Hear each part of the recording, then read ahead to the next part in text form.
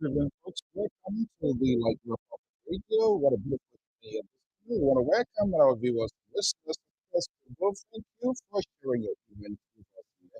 Let me welcome our prime time folks, one and Dolly, I'm on this of course, my name is Anderson, house, and Tom is also here. Good evening, welcome. Just hit the share button here. Company.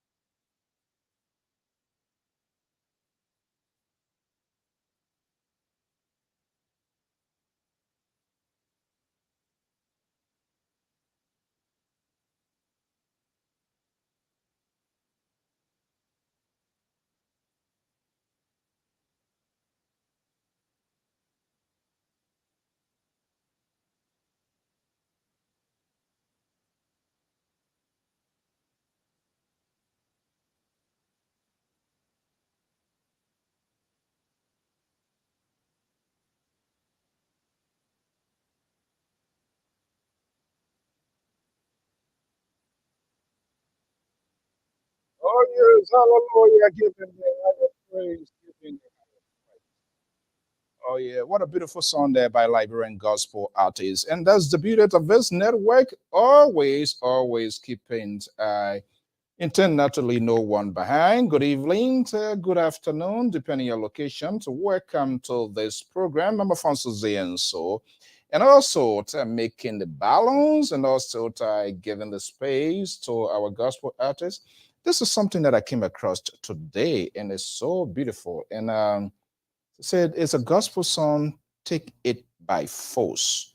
And this is by Minister Doe. I was wishing that she join us here this evening. But let me just play this song here and you're going to love it. Our understanding the album will be launched. Welcome to Roland, welcome Aliut, and let's see what happened here. Let's take the little gospel song here to include the conversations of all sectors, backgrounds in our disco.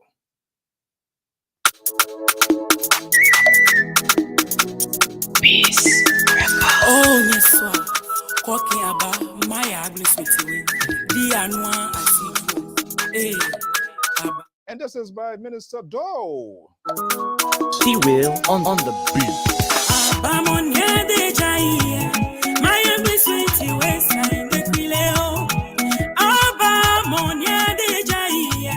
My ugly sweetie was signed the Quileo.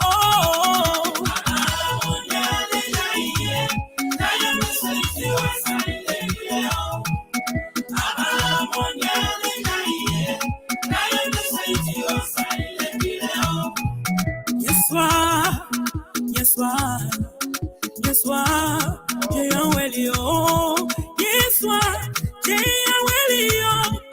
si boje awelio, isenyo kon, ise table, ye muo, je awelio, monani, monane, monablua, monajawe, je awelio, monale jaiye, jaya muswiti wasainde video, monale jaiye, jaya muswiti wasainde video.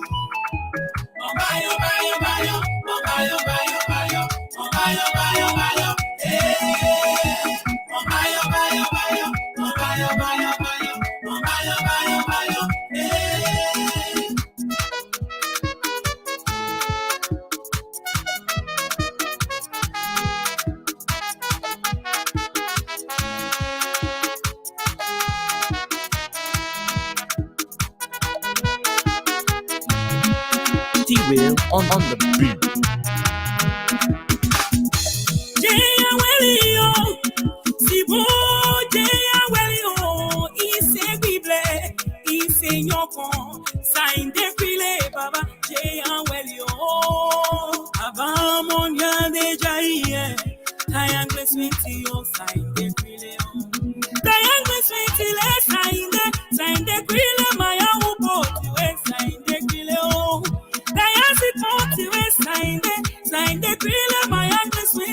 What a beautiful more song here this evening. If you're from Grand Jide as the Liberal Progressive, for those of you friends with folks from Grand Jide, this is for the southeastern side. You know, those days I used to be here in all of the songs were in how, but it looks like they have modified their song. Let's listen to Minister Do.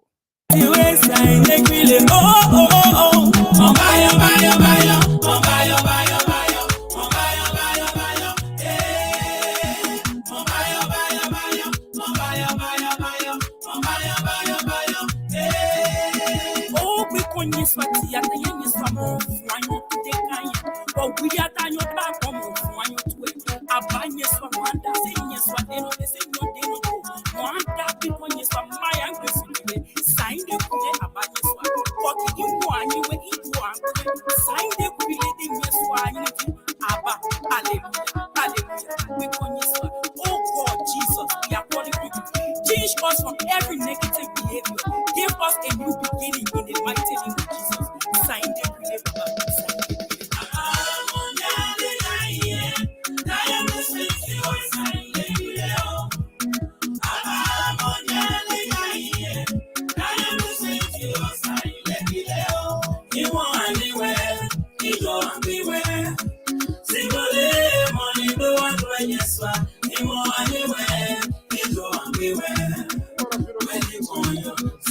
Welcome, our man, Mr. Conto. Welcome in the house. Francis is walking in marching. Phillips is already leading the grand march here. Let's do some gospel here. You know, all of us in here, the interventions of the Most High is also requires.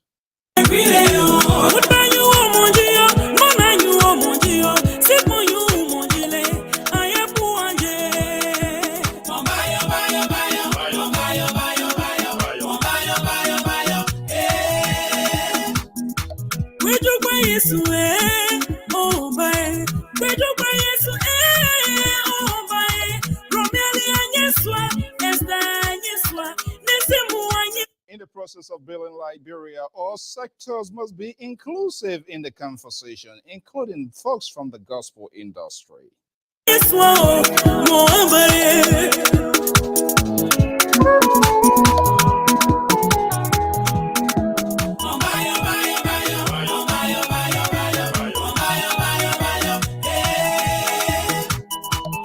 Hallelujah.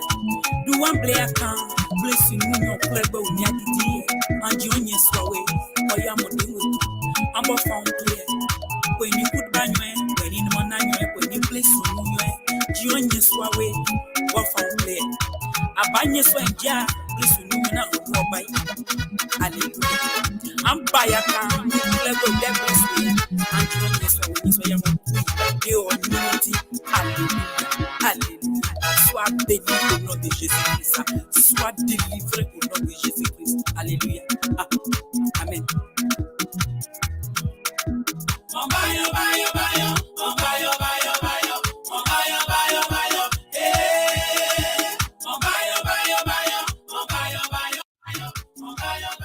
Oh man, what a beautiful song here. We're going to get a replay of this song here. Look, we want to suck people in the word of God as well, because that country, man, it needs redemption. So politicians can't help it. We need a divine intervention. And I'm telling you, so talented, gifted. And guess what? She is here this evening. Minister Carr is here, Maryland. That her song, that's a new song. We managed to reach us today, and there's no way that we can allow her go by without bringing us here. You know, the politics we've been talking, and nothing happening. Same old. But she's here this evening. But before that, let me get this here. Tamafonso Zia, sort of the Liberia Public Radio and Lpr-Tv. I want to suck you into some real divine spiritual songs. Let's get started here again. Let me take a rewind here, and then I'm going to bring her in. Peace. Oh, yes, sir. Talking about my ugly situation. The annual Hey, Abba. Don't ask me for the interpretation. She will tell her exactly what this song means. T-Will on the beat. I'm on the Jai.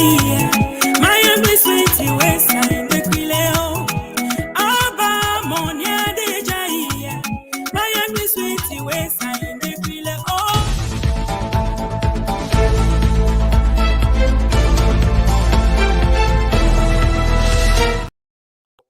Lpr-Tv. Good evening, Liberia. Good evening, USA, Europe, anywhere, wherever you are. Under the sound of my voice, thank you so much for your commitment to this network and always being there. We're going to spice it. And I told you this network intend not to leave no one behind, meaning the gospel industry, the whatever professional group of people in Liberia, they must be inclusive into the conversation of Liberia. The reason we are having all of these tons of problems is one group of people seems to be the dominance. If it is okay with them, it means it's okay with all of us. It is wrong, it is unacceptable, and we make dent. We're going to bring people with special needs. We're going to be talking to them here. The politicians, they don't listen. They're stubborn. It's all about themselves. They make all sort of booker laws, and at the end of the day, it benefits them. And then they tell you and myself they are advocating for us. Nobody's advocating for me. Let me bring in Minister Marilyn Doka, the author of this song here. And we are hearing there's a big program in the making. Let me bring her here. And I told you what to spice it. Let me go to the liberal state of Massachusetts where she's standing by to bring her here. And our guest is going to be coming here later on. There you see it, Minister Marilyn Doka. Minister Carr, good evening and welcome. Long time. I know. Good evening. How are you? Great, great, great. Good to have you here. Okay. Look, when I got this song today, I couldn't afford to let the night or day, evening to go by. Like, you know what? I got to get a little bit deeper sense of this here. But let's have a little conversation. How has it been? It's been a little while. Yeah, it's been okay. Things are doing fine. I Doing know fine. it's been a while. Yeah. Yeah. And then it's not your fault. It's not my fault. You know, the COVID came, so it tie our legs, our hands, and we got to keep to ourselves, but for the good, for our own safety. But I know I've been following a lot of events. We're going to have an extra time to really have a conversations on this here. But this song here, Mm-hmm. this song is amazing. It's powerful. Yeah, when all day today. I was playing it in my car and I said, you know what? You got to pop through here. Please make time here. Let me get a sense of it. So how this song here, how this song came about? Something prompted this song. What was that? Tell me. I know. Well, like as you were saying, the song. I mean, it's been a long time and it's been a while. During the COVID time, people were dying a lot, and it was a tough time. We lost loved ones, and we had a drastic change during that COVID period. So, you know, the only thing that came to my mind was to just ask God to forgive us for everything that we have done that, even unknown to ourselves, that is, against Him, that we're not supposed to do. So, like I said, as for me, I try to reach also my people, the Grangidians. I try to reach them. So not only for the English people. So this is what I decided to, put in our dialect, that God in heaven, we are asking you to please forgive us for everything that we have done. Take us out of the darkness, the wrong path that we are taking our lives, so that we can have a second chance. So this song basically came about around the COVID time. That's where the motivation came from, because I saw how much a lot of people were dying and how we were suffering around the globe. And this song, God just dropped it in my spirit. Hmm. Wow. They get a saying the librarian say everybody get their area. If place not is somewhere that not your area when you go there, it can never work because I can't try to do any kind of singing. People, nobody will even take your ticket on layaway to say we pay you next year. They would never do it. But yeah, so it was that sort of a inspirational intervention. Was Right, right. was that the case? It was an inspirational intervention, and I also try to motivate people, letting them to know that because many people feel that once they are still living in sin, because people just have the notion that God only wants to, be with people who are perfect, but they don't know that those who are actually striving towards perfection are the one that God has interest in. So I just want to reassure people that, if you're going through the worst stage of your life, or if you find yourself still out there in the world, people in the church are not better than you. God has a need for you. So I just make this thing to reassure you, this is the message that God wants us to get out there.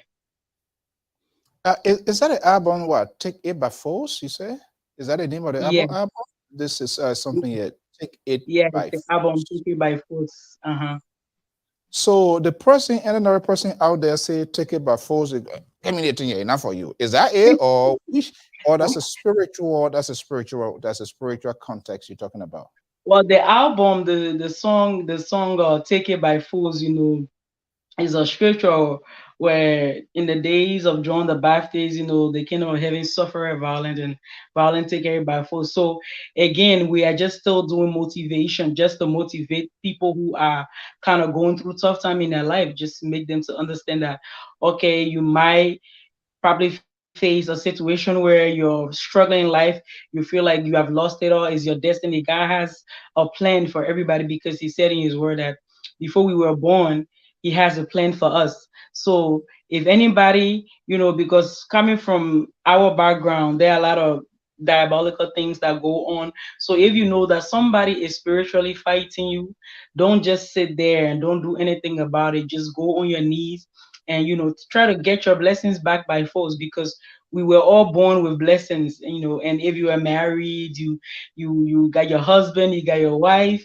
and somebody's trying to drag them with you, you don't go physical, you have to go spiritual and get on your knees and pray to God, and you're going to get How the long should, response. if those kind of things happen, how long should I pray for? How long should they pray for? Any special time frame? Because when you pray, people will be fasting, and then at the end of the day, it's yet now say God not answering me. Is there a specific time you have to be No, what? basically, there's not a specific time to pray. There's not really a specific time to pray. A specific time to pray. Once you once you are going through tough time, you just need to talk to God. That's all. You just need to open up your mouth and, you know, say something at least about 2, 3 minutes. You let him talk, the way you will have a dialogue with your friends, your family, your husband. You just need to have a dialogue like that with God. That's all. It's not a specific time, or it doesn't have like a duration.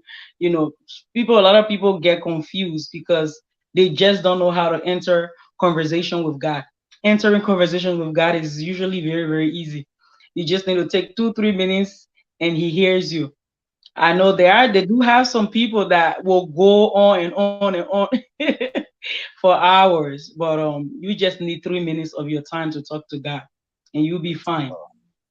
Okay, Liberata, welcome. We bringing one of our own sister here, and I mean, the tradition. We always spice a here. We don't want to leave anyone behind. I think it's politics here, of course. Analysts, you can also come to join us, but I think we need to go all out there to tap into the talents and showcase all of our people, people that are doing extraordinary. This music here, and I'm going to be part of this here, Minister though, Kai. Um, what is the level of support from us, we as Liberian? Because with your permission, I want to shoot a little bit of this video here, and I know it required resources, money, and we will play it, and people will play it. They will not buy the CD. Please give me a meet on a function. They take it. They can't pay. You go tell them. They say that naked $10 bendy. It is crazy. Yet and stay, you guys and many others are into this. What is the support coming from actually? Well, most of the time, I sincerely want to say I agree with you what you're saying. Most of the time, the gospel artists or artists as a whole, they most of the time do it themselves. They do it themselves. Number one, because they have the passion, and for most of the artists, singing is a calling. So they have the passion to do it. They go ahead and do it, and it's really hard for the support to come from our people. They'll prefer to listen to the song, they'll prefer to have access to it, but really to just take that $10 or $20 and say, hey, I want to sow a seed into your life, or I just want to be part of your ministry to encourage you, is very difficult. So basically, the support of most of the artists, including myself, comes usually from our own pockets, basically. Wow. Mm. It just remind us what we ourselves do here. I one time I went into my Amazon and other stuff, things that people buy. I look at it, like, what's going on in this world? This guy here, he's a technical guy. This guy that is on with me all Okay. day, he's searching, Mr. So we need this one here, and some of the prices you can it's over $100, 2, 3, and we're buying. But then when we Mm, finish, you bring some people, they will say, God will bless you. God been blessing me ever since. And that's the same thing they are doing to you. And so I kind of like really agree with you. So mm, I think I want to hold this video here. You would talk about it. They need to listen to the songs. They can contact you.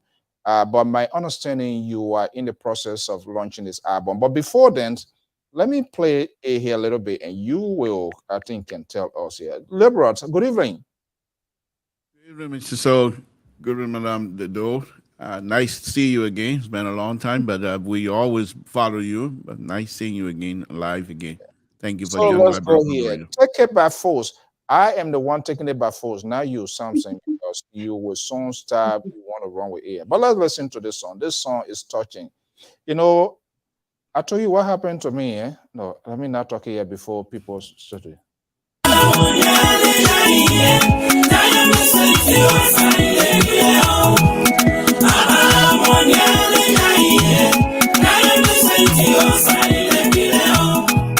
Yes, sir. Yes, sir. Yes, sir. Jay Awelio. Yes, sir. Jay Awelio. See, boy. Let me stop here a little bit here. Those who don't understand the cry here, talk to them a little bit. Nyoswa Dioweli. What are you talking about? Okay, so as for me, crying, I'm a bubble, both from Gwenta and also Teum Brelekin, Ivory Coast. Um Abanyeswa, yeah, Welly is like God have mercy on me. God have mercy on us. Father God, basically, I want to say that song is like the Lord's Prayer in a sense, but in crown. Our Father in heaven, have mercy on us for things that we have done, that is not pleasing to you. We don't have anybody to trust. We don't have anybody to depend on. You are the only person that we have as a source of strength. Hmm. Wow. Something. Yeah, no, I just Let me just bring you in here. This song is like you have the CDs already. You say you're gonna be launching. Yes, the What, CDs what, are available.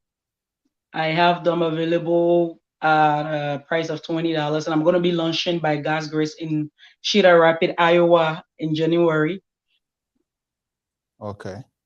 Mm. So are they available now, or you is after the launching before they will be on sale? Which one?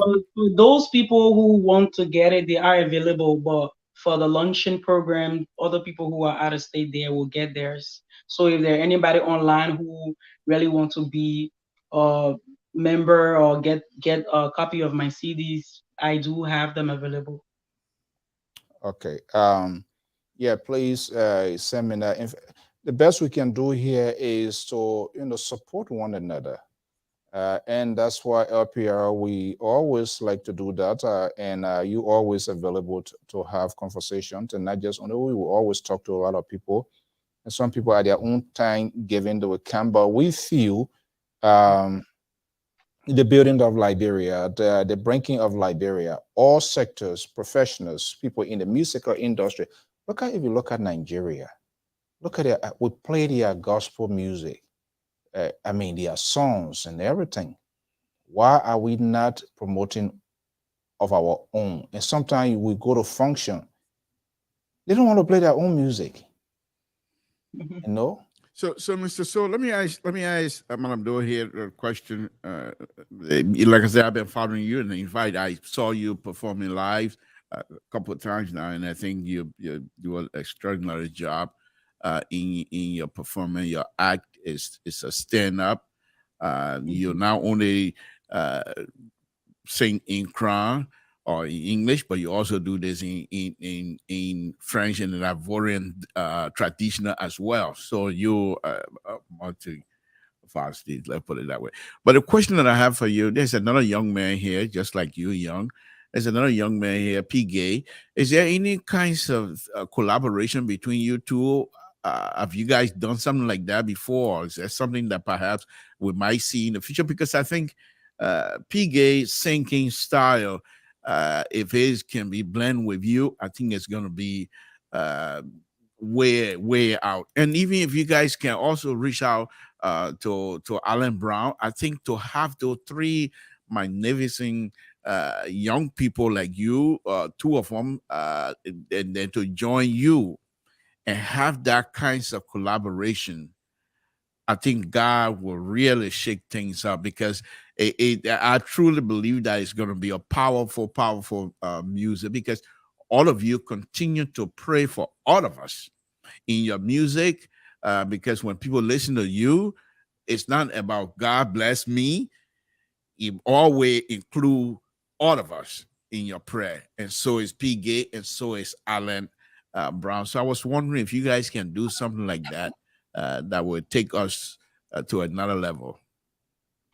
Okay, that sounds very good. It sounds terrific. I'm aware of P. Gay. I follow a lot of his music also, and then Alan Brown. I follow him a lot too. You know, my thing is to get our gospel, not only the gospel, but just the crown, artists out there to be heard, because many countries are so proud of people from their country, and they showcase their dialects a lot, but that is a little lacking when it comes to like the Grangetan artists. So my thing is for the Grangetan artists to be heard and also to be promoted. So I wouldn't mind working along with them.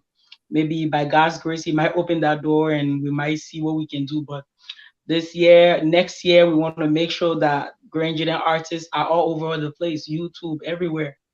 So I think it would be a wonderful idea. So for something like that to happen, for example, that's his manager or your manager or Alan manager going to have to initiate a conversation. How someone, if in fact, let me ask you in general to collaborate with other actors, what are the processes involved? Well, basically, I want to say is like both of you guys have to agree. Like for example, I talk a lot with the man of God, Rufus Gay. He's also a Grangetan artist, where he's a gospel artist. So basically, it have to be consensual between both of you guys. You have to agree that okay, hey, maybe I can get up and contact Rufus and say, Rufus, I want us to work on something together. Do you have time? Would you be available? He gives me okay. Since I'm the one who's initiating the idea, that means probably I'm gonna have to be the one to do most of the spending, and he will probably do less on his side. But it always has to start with one of the artists going to meet the other. That's So, basically. Minister Carr, hold on 1 second. Let me ask this guy a question because the old man now he quick to forget. So, the liberal, can you collaborate with Michael Gilmore, Prince Sherry? Mr. So, this is God business here tonight. There is a collaboration we here can't like you can't bring you know what on God business. Let do it so God can bless her. This young lady is here shining light on us here. Let's do it. I told let the For the rest shine. of the panelists, you can join us. We're going to be spending a little time with her here, but I will be making a special appointment to have her here and talk about it. And any other gospel artists we have Minister to Ambassador Maron here before, or Bowie from Liberia, a lot of them. So guys, say the rest of the folks that can join, we just want to have a conversation here. So how is the preparations in Iowa for this launching going on, Minister? Well, from my end, I think God is heading everything. Things are really falling into place. Yeah, I don't think there's much to do. It's just What's the date? You already have the date on here? The 29th of January. January 29th. So and for us, we always been having this support system with everybody, not one person. So what you can do, if you have maybe like you can do like a special message video calling on Liberians with int IOY and its surrounding to attend your function. If you do that video, you can send it. Okay. Moving forward, we can play it just as a reminder to what's going to be happening.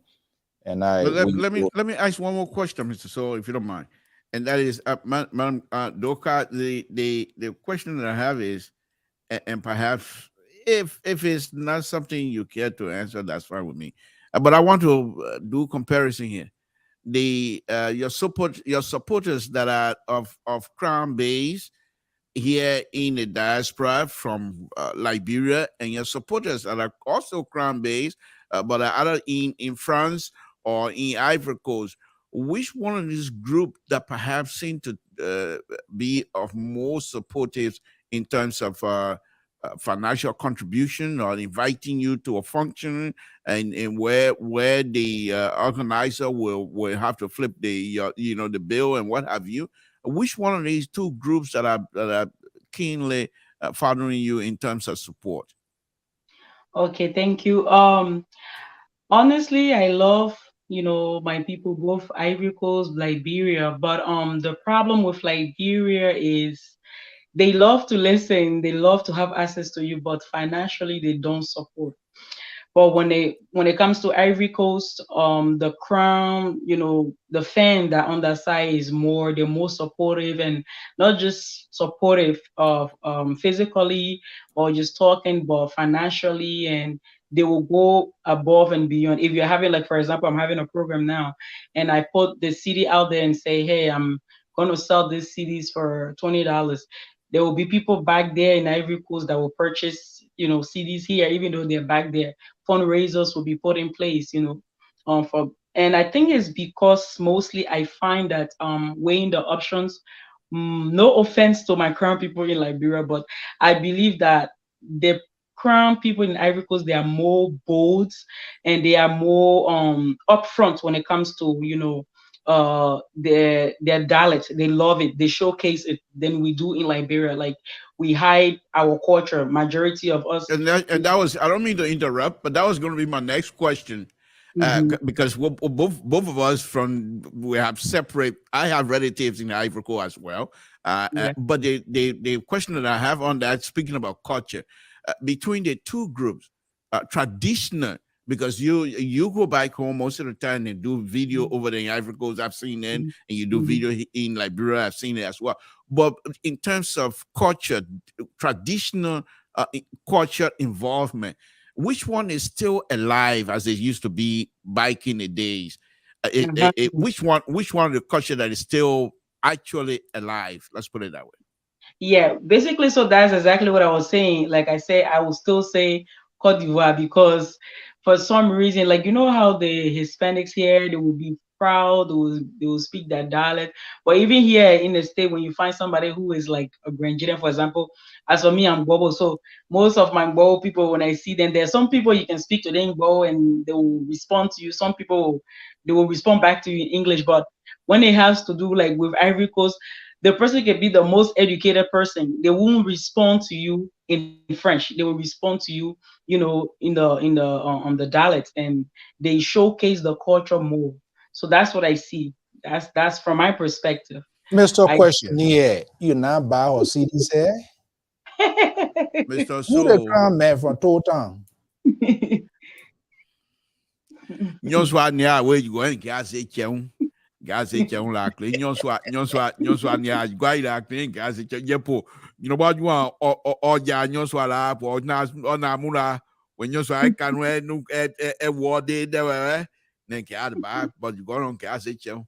So say English. Hey, people here, No, I don't want to do what I want to do. Rap,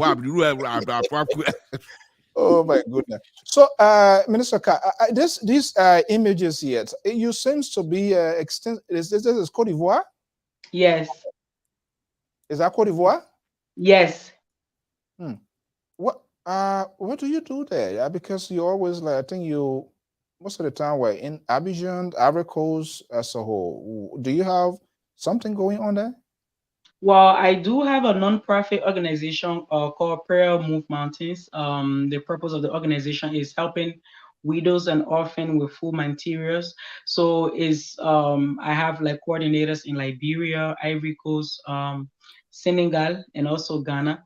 So during the COVID time, the group, the members in Liberia also they gave food out there to people in Monrovia, and during the COVID time, they gave food also in Ivory Coast. That photo that you are showing is Boafle, Ivory Coast. We What? visited a church, yeah, Wow. and we shared food materials there. So basically, I've built my team. So even if I'm not in Ivory Coast or if I'm not in Liberia, I can say, okay, we're gonna do donation this set date, and we just put it together, and they will go on behalf of the organization. Why you decided to do this? This is something that God put in my heart. Like, a lot of people say the musicians they only want, but they don't give. They most of the musicians they always want people to give to them, but they don't give back. So I prayed about this, and this is what God dropped in my spirit to do to just have this. So even it's like once a year, every year I make sure if we're gonna do each countries, we do every countries that is part of our listing, and I just do it because I know it's something a Christian would do, and that's what God will do if He was in the situation where He saw widows and orphans in need of help. So is this help also been extended to Minister Carr in Liberia, you say as well? Yes, we did Liberia, Monrovia, and then working with Harry Zonge in Liberia. We did some areas in going I think Wembley, their area. I don't know which. Okay, Town Town, Wembley. We Yeah, did there. really We total mayor. The mayor for did. the mayor. Total, um, total, all day from night to end here. This is a total man here. You from total? uh, Am I lying? I'm not joking. Something okay. told. The last name also already so you see the name there. Something be told from total. Okay. Yeah, we did that. We did Liberia, then we did Ghana too on a refugee camp. And then I had some team members in Senegal. We visited an orphanage in Senegal and we did, donations Why of food. Senegal? Huh? Why Senegal? Well, Senegal because I had a brother from there who was in Ivory Coast, and since he saw the vision that we were helping orphans with school materials and food, so he told me, let us do it here since I'm here. So we looked for an orphanage home in Wow. Senegal, and we visited them, and we gave them the vision that God gave us, and they accepted us. We took food there, we took school materials there for the children, and then that was it. How how are you coming up with these fundings to do all of these things here? I know America. In this place here did not care whether you be sure to say, okay, they more here, don't pay their rent here, don't pay this market, this cell phone bill here, we will let it go, you give him back. That's not Mhm, the culture of this land. You can mhm, be Jimmy Swagger daughter said you will pay, Joy Boy daughter, mhm, you will pay. How are mhm. you dealing with this? Okay, like I said, I have an organization. So, alongside the help also of my husband, Mr. Prince, I also have an organization set in place. And like I was saying to you, the people in Ivory Coast they really support me a lot. So, in the organization, people register to join the organization. I gave the vision, what we do, who we are helping. People buy the idea, they love it, they join the organization. And when we do have once we have donation upcoming, I will post the date in the group and I will say, okay, each person have to give $50. Some of them are in like, outside of Abidjan, they are working and they will donate. They will donate and we have about over 100 people in the group. People will donate, some people back home, $20, $20, plus whatever I have to add to it, and together we make the purchase and we do what we have to do. Is it transparent? Very transparent. It's very transparent. Wow. And Man. it's been going on for about, I want to say 4 years now. We understand ourselves, and like I said, they promote culture. So we have like, groups established on WhatsApp where we speak crime and we just share fun and promote the culture. And when the time comes for us to do these gestures, we put hands together and we do it. So basically, it's like they're my fan club, back there. Fan club. Let's Mhm. listen to this song here, and please, you should get somebody, Mr. Totan, Yes, sir. Mr. Totan. Yes, sir. Okay, so you're gonna let's listen to this song here a little bit.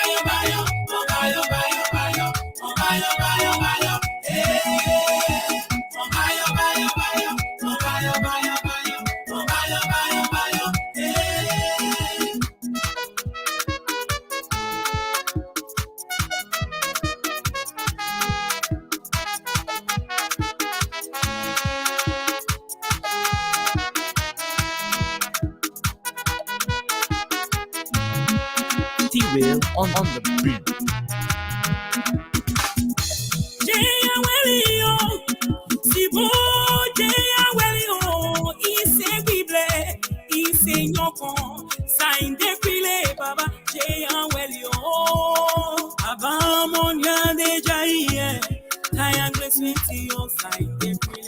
Man, our Father, our God in heaven. Some saying, do you understand that? Of He course. made water that I forgave us. I do not have the strength. Wow, man. It's powerful. It's very powerful.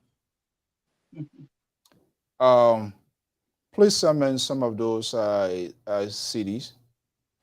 Okay. They meant from Totan. He not escaping this one. You were back. You were back for a wave. You were back for his marine song. But Guillaume. What the other one? Something. I'm not joking. Something too. Yeah. I'm not during guy. I'm not got 7 of them. You don't even know how many children you get. Mr. George, you see the guy here? You see the total man? You see the total man? But George, go leave me. No, on a serious note, Yeah. please do that video so we can get it promoted. So let me ask the minister one other question. We have a gentleman here who does music on Sunday morning, Mazzola, Dancing with Jesus. But one of the issues we always have is when he tried to promote these videos of these different gospel items, things like that, he's always been YouTube or Facebook or any one of the platform will come after us to say we're playing things that don't have permission. So how can we get the gospel artists to give permission to LPR to be able to play? Refer that question to herself directly instead Yeah, of yeah. How can we get permission so that when the music, because what he does on Sunday, it's not a party song. For 2 hours, he promote these video, play these video, and hopefully people enjoy them, and maybe people will buy them. But when you're restricted, then it's difficult. How can we do the? How can we? In fact, for you, are we allowed to she do that? authorized me. I have played her songs here a lot, Okay. and I must admit, she has given her a go ahead. She's going to respond, but I mean, there are other people. It depends. I think basically it depends on the people because some of the people sometimes they see people doing it. They think like money come to. Yeah, you remember? I think there was a guy who he said was for the Artists Association or whatever, and just go respond. I don't even want to go back because it was so annoying. Okay. Thank you for that question.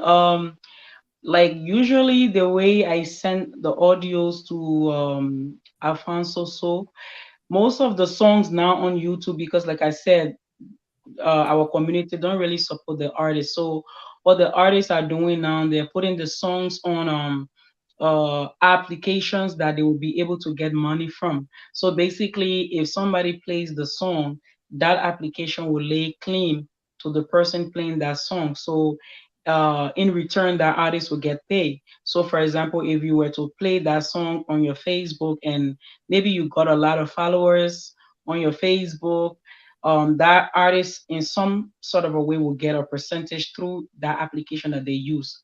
So I think they're doing it to protect themselves to be able to get something back. Yeah, Um, that's a lot. there are some people who will probably come at you and say, "Oh, I don't want you playing my song," But if it's like that, then I'm not responding to that. But if it comes to whenever you post songs, you take an artist song from YouTube and you playing it, and then Facebook or YouTube come after you, it's because that artist have given the song to this application. There's an application called Spotify where you give the songs to them and then they basically sell it for you. When somebody play it, you get a percentage. My songs are also on that application, so that's what I would know. Oh yeah, nothing for free. They want the not minister and bishop, they know. So So is it okay to because I want is it okay to play the video because we want people to also go there and is it okay? sure, yeah. Yeah, because this is the audio version because I want them to see the quality, the investment. Papa George, good evening, welcome. Sissy, the rest of the folks, contributor, you can join. I'm just having a brief conversation. I'm going to find a special day with her because this video here, people put in time for this. Let's play this here a little bit and we can get a taste.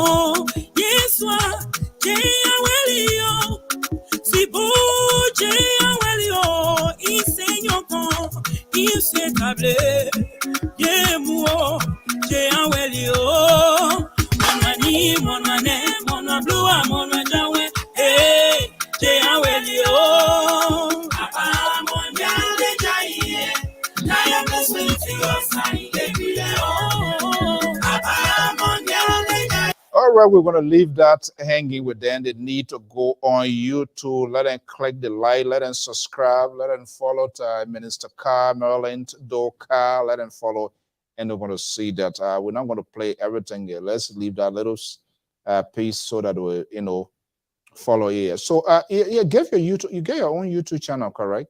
Yeah. Right. Yeah. So, yeah, maybe you want to tell the folks so that maybe some folks that are first time I know saying it, and so that they will kind of like follow. And I think one with the permission, the audio, like I said, do that, and we'll encourage people to go there. We want everybody to get involved in whatever we are doing. It's the country. The country is integrations of people from different backgrounds. So when you leave certain group behind and you think you want to go, it can work, and that's what's been happening. Okay. Well, the name is Marilyn Doka on YouTube.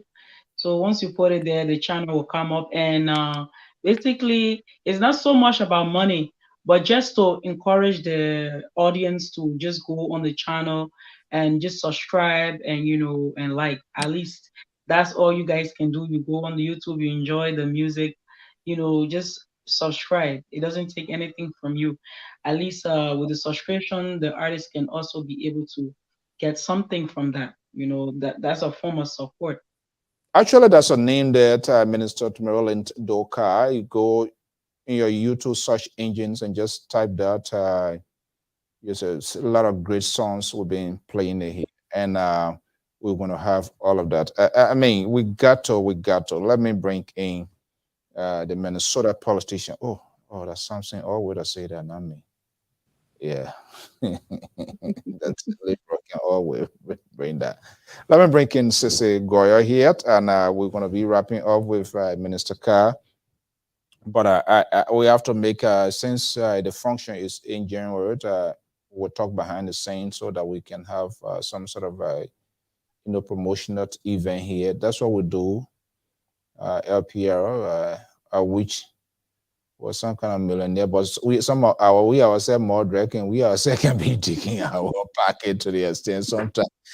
Somebody think them will buy something they will buy now. We can't let it come to our house because they will throw it away. Now you're just buying. And when people asking again, so we got to be sending them to job, is because, and I agree with you, when the passion is there for something, you want to do it best. And the reason we're asking that when we started this thing here, we personally call all of the librarians we in this network business here. Why can't we come together and build, something? 99%. So all of those people, they were all part of LPR before. But other people want a quick fix. Other people, yes, I want money, but everything must be done timely, professionally. Let that credibility be established. And everybody went head to scatter. So that why we're just looking and say, oh, why you can't call this one for you to do the I can get it. He never been there before. He knows. So our people to put them together, it's not easy. Hey, Mr. Goya, good evening. Welcome. Hey, how you doing, Mr. Soul, Mr. To, Mr. George, and Minister? How you doing? Good. Okay, so Minister Carr, thank you so much. We're gonna make a special date. I'm gonna have a 1 hour 30 minute special with you before your function to create that awareness. But like I said, do that video, promotional video. That's our own way of giving back, and I will call you so we'll get some of those videos and whatever way you want us to do to promote this channel so that something can be in return. We here at LPR, we can do that as well. Thank you so much. What's the final word you want to leave with before we let you go? Okay, I just want to say thank you to everybody for having me. Let us continue to support our artists. You guys should be proud of the current artists that you guys have. Promote them and do what you can do for them. I just want to say also thank you to you for having me, and God bless you all. Okay, but let me ask you. You know what? Since something changed, and it's serious, maybe, yeah, because before the war, right? Miss Pat George Bear is say our people, all their song was how, but nowadays it's been so modified. You don't, you don't see it again. I'm not joking. South, don't wear your head. Yeah, they were crying. I said, but what kind of business? That's it. Why will you do that to us?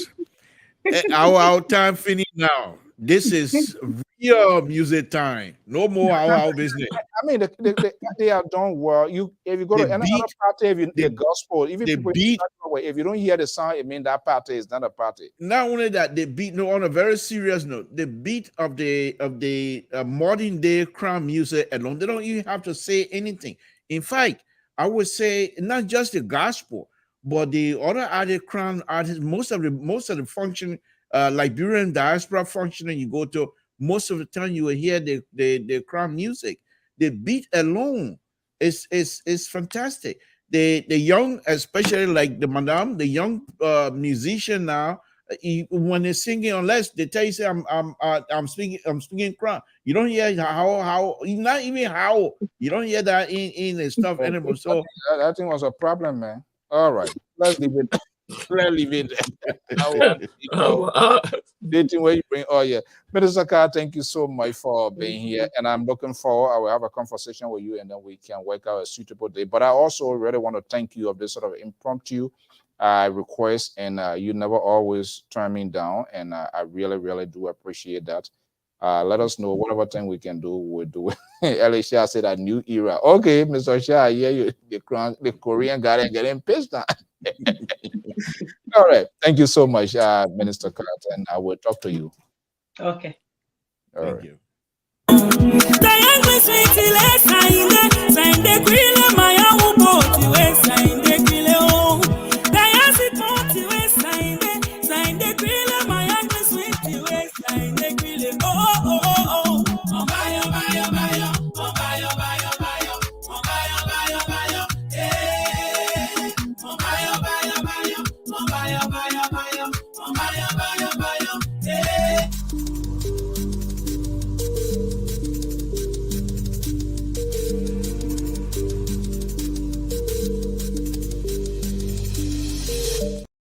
To play high politics. News making headlines in Liberia. Then they look, gentlemen, good evening. Welcome. Let's have some highball conversation here this evening. Now, it's quite amazing. Let's see here. Let me go to the liberals. Liberal, what is capturing your attention this evening? We're going to come down to the man from the far right, and of course, the guy you call the Minnesota politician. But he's more or less he's versatile. So yeah, but this save wait retire. What was the name of the protest again? Retire suffering.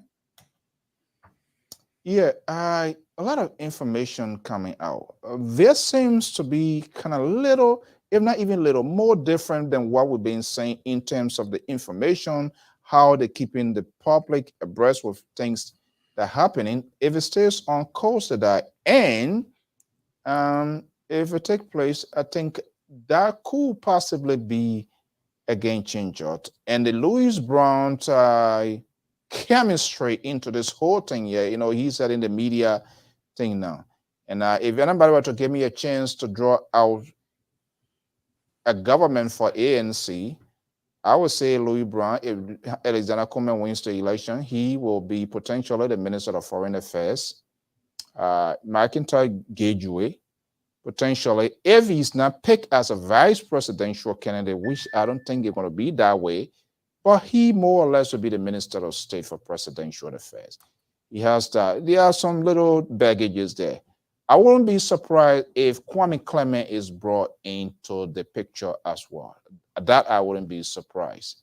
Well, my red. Those are the ANC folks behind. They're not doing too much of talking, but they are doing everything here. My mouth is running too much here now. But let me go back to the guys here. Look, gentlemen, the protest, whatever protest, not protest, the rally.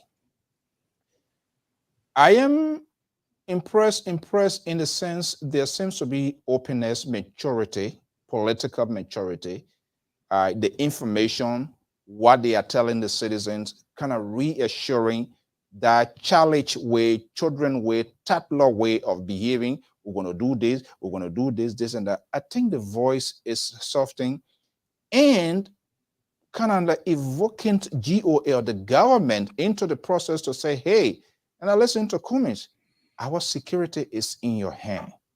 I think that is a mature way of politicking. I could be wrong, but from the onset, we're waiting to see is still inconclusive. But I listened to the press conference. Maybe we'll play some of the team here, their conference today, points different areas, strategic area, how they're going to have, they are in contact with fire service, the police, ambulances, and all of that, just in case for intervention in the event somebody maybe passed out or something happened.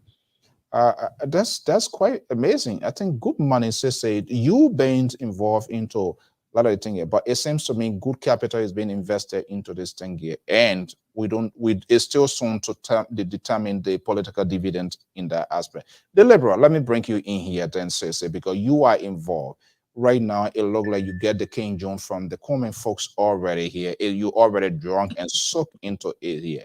Let me bring you in here. From what we're hearing, the clock is eating. I talked to one of the insider, one of the principal organizer, and all they were telling me to wait and see. So what are you hearing from your end? Well, thank you very much. I think that King you have dried completely clear out of my system.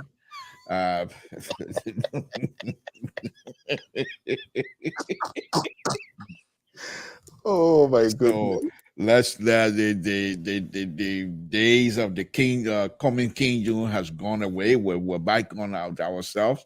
I am no longer in a drunken stage. Let's put it that way. No, but on a very serious note, I think, like I stated the other day, this rally, if it continues like they and they have it, it's truly going to either elevate Comey and his people to a different standard, or either elevate to a different standard, or completely pour the rock on Comey and his ideas. Because first thing is, the government is also on the hook, by the way. Dr. Weah is here mingling with all of the political leaders from all over the world. He cannot afford to be seen as somebody denying people the right to protest or to assemble, and at the same time going in front of these gathering world leaders and say, we will do everything possible to stay within the confines of the Constitution of our country. And when you make those kinds of, and I'm just paraphrasing now, and when you make those kinds of pronouncements among your peers, and then at the same time you have other people doing whatever they have to do to undermine that will not bode well. Number one, I hope that this protest happened before this high level, whatever Dr. Weah is on right now, before it finished. Because who knows? Once he's out of here, I'm not going back to America. Man, y'all stop that team. I'm gonna protest, and y'all know people suffering. That now the tune might change. But as long as he's here, Biden, everybody on his mind, things will be happening back there very quietly and very easily. I hope the government will be able to provide some of the logistics that are going to be needed as well. Now, Mr. So, what I said it last time, I'm still sticking by that. Let's wait and see the lineup, the players, the speakers of this event. If you start now, this is what I'm going to be watching as well. If you start seeing the kinds of people that I have in mind. Who are the people you have in mind? Mr. So, I'm keeping it to my vest. I'm not gonna die. I'm not here to make friends with anybody. I'm keeping it to myself. I don't have to tell anybody. Then don't say it. Mr. So, I have the right. This is America. I'm a Liberian. I have the right to make these kinds of pronouncements. I don't have to agree with you because of your conservative idea and say, yeah, you can't force me to divulge my information to you if I don't want to. That is the right I have. And I'm going to utilize that right effectively, by the way. But let me go on. So I'm going to be watching the players, the speakers, based on the lineup, people who are going to mount the podium that day. When I start hearing some comments that perhaps might be in line with the progressive, then that will give me an indication where Comey is going. But when I start seeing people coming up with the line of two-way party, then I will also see which way Comey is leaning. Because Comey cannot say, I'm going to blend in two-way party and the progressive. It's not going to work. It's not going to work. So those are the kind of things that I'm going to be looking for. I don't Comey, or most of the people that are going to come in, if they start sticking, the center of the role, we will see. But that's going to be interesting. Okay. We'll also welcome former President Heron Glade of the Grand United Association, one of the community leaders. Thank you for sharing your evenings, and the rest of the folks. Our own Betintai Iketano, our national correspondent based in the provincial Greater Liberia Banga. Thank you for joining us. Sese, let me bring you in here. Permit me temporarily to put you in the positions of the GOL, which of course I know you don't want to go in that way here. With the preparation being made, with the soundbite things that we are hearing, if you were like a government spokesperson, or if you were like in government, how can government kind of cut through this whole thing here? Is there any other means you think on top of your head? What do they need to do? Well, we've been given, so Mr. George, thanks, you just came on. We give the same advice during the June 7th protest. Look, when you try to create a limitation, or you try to fight back people that are trying to protest, very seldom does that work. It's almost like they're picking it at one foot. You caution no. People keep batting. People come in the middle, stopping the fight from happening. That man will keep causing no. The man won't move all the obstacles for him. That man will not throw blow. That whole fight will be over.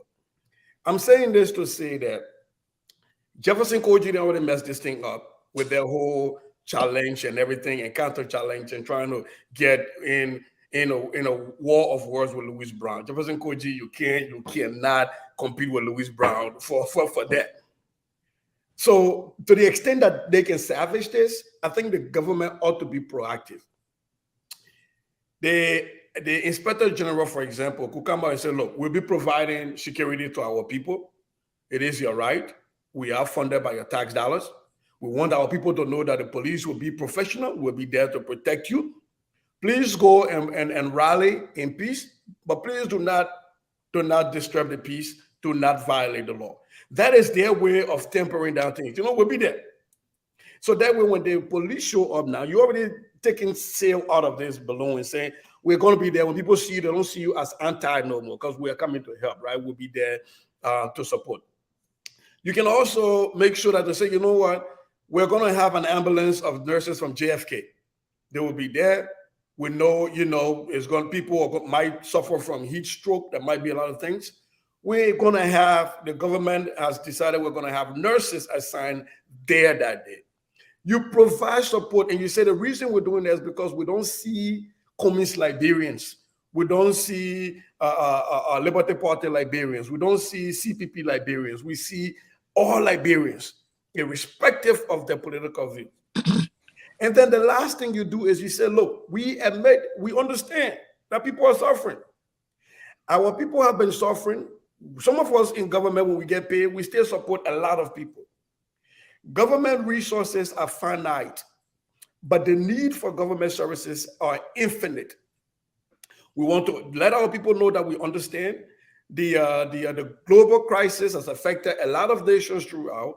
We are working, we understand your pain, but this is not just this year. These pains have been growing pains since our independence. We are going to put in, we hear you. We are not ignoring you. We are aware. We are working within our best capabilities to make sure that we address some of the issues you're facing. You put a spin on it, right? We understand. We're not coming to fight to say, oh, who's supposed to say we're suffering, who's not supposed to say we're suffering. We say we empathize. But it is that empathy that is missing from the strategy of the CDC. Now, having said that, here is where I said this on this platform the last time. I said, when that crisis was going on, I said the CPP is going to host their rally. And some people didn't believe me. They're hosting their rally. And I said that opposition political parties that kind of walk away, that's sat on the fences. Including your guy. Why you always got to do that? They are going to regret it. And here is why. Had they been at the table together, it would be difficult for this to be seen as a subliminal messaging on campaigning for communists, right? And so now what has happened is, I listened to Louis Brown.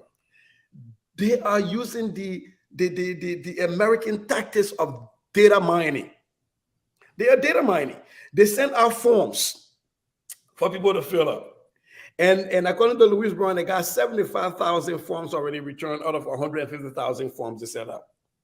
The explanation, because I read through their politics, the explanation is that they need those information just in case people are arrested and put in jail, so they can be able to go and track them and get them out. But you can do that without getting those people information. But here's what is going to happen. Now the CPP has those people's name and phone numbers. You can use that to get a robust get out the vote campaign, because they're not going to throw all those papers away. No. When it's time for elections, There are going to be people making phone calls. That's what we do, phone banking in the US. And that's what the CPP is going to use with that information. They're going to use that to get people to go to the polls.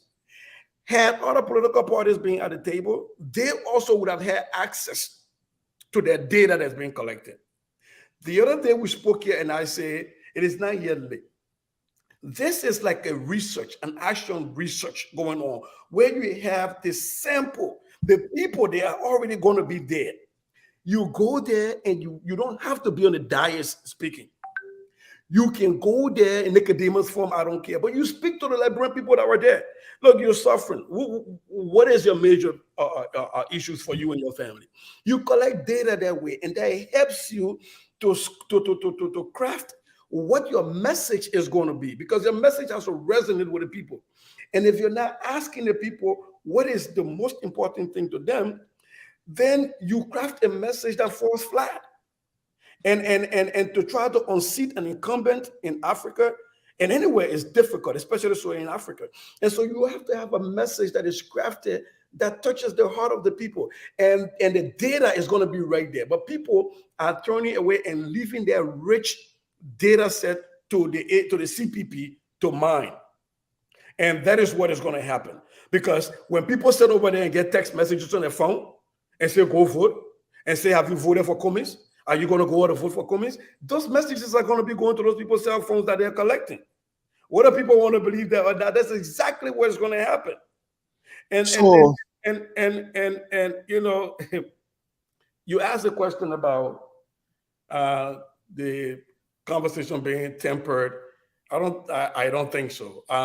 When you talk about they saying that the government of Liberia needs to protect its citizens, it's like in the morning, somebody get her in the yard, if they're having their bad dream and their Oma has been accused of being a witchcraft, and somebody can say, my son left in your hand. You say, oh yeah, the person left temper down. They say, oh, my security. No, they are telling you that they don't trust you. And that's what they're telling you, putting you on notice to say they expect you to protect your citizens.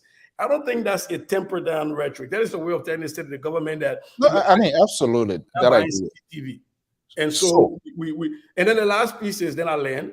The liberal always bring this thing out about TWP and progressive. I have to say there are not any other group of political parties out there. So where does the CDC stand? Are they a true weak party or are they progressives? I don't see that. And by the way, who are the progressive? The ones that are fighting them one another right now? I don't understand that. I have not seen one progressive candidate that has won presidential election in Liberia ever. So who wants to keep talking about them and their ideology? Okay. Let me welcome my senior brother as well, Tommy. He's joining us from inside Liberia.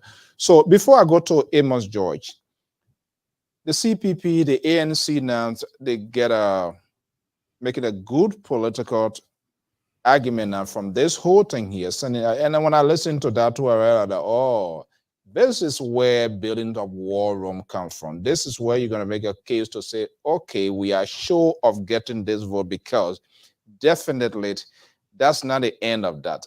Those records will be kept. They're going to do a follow-up. They're going to talk to them. They're going to have a one-on-one. And those are sort of campaign type that can resonate, because when you call somebody and say, hey, good morning, how you doing? I'm just checking with you. Don't forget to register. Please keep us in mind. Just how it happens here. People, they get people number whole day text messaging coming. Oh, have you voted? Okay, if you're going over. So Amos George, let me bring you in here. The dynamics of this whole 2023 and seeing it taking a different shift, because Louis Brown stepped inside. He sets the stage and he positioned himself. Let me be the dumb side. All of these toxic waste will come, but at the end of the day, we will succeed. I was listening to the press briefing today. It was in Louis Brown. Young folks, they put a young person forward, laying out people, different sectors of group, like we're having this conversation. And where was it? We're waiting to see. Now, potentially, those are the people that are going to be maybe featuring to speak. Do you see that as a workable strategy for the CPP, ANC? So what becomes of those people now? Would the ANC say, hey, these people are not, because they are other side of the opposition telling the people, don't go there, they are not part of it, we're not saying them, so it means they just do not endorse it.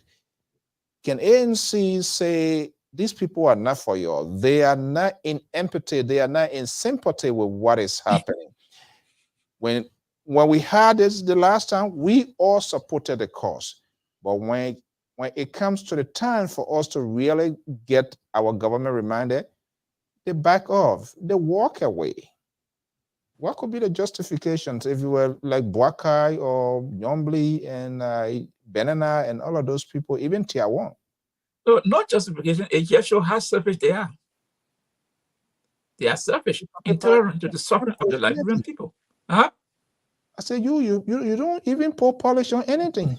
Mr. Toll, so this is me. I tell people, what you see, that's what you get. That's me. Mm-hmm.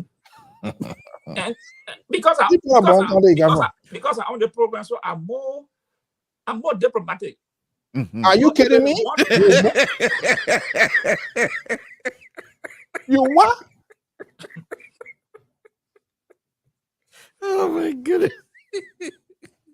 Yeah, I'm more diplomatic because this is a public platform. But one-to-one, I meet you, then I can face you. Then we speak that language. But look, this is the problem. And I like the way Mr. Brown put it. All these people who standing by, they're not suffering.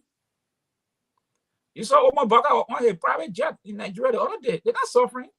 And he come and tell Liberian he lives on loan.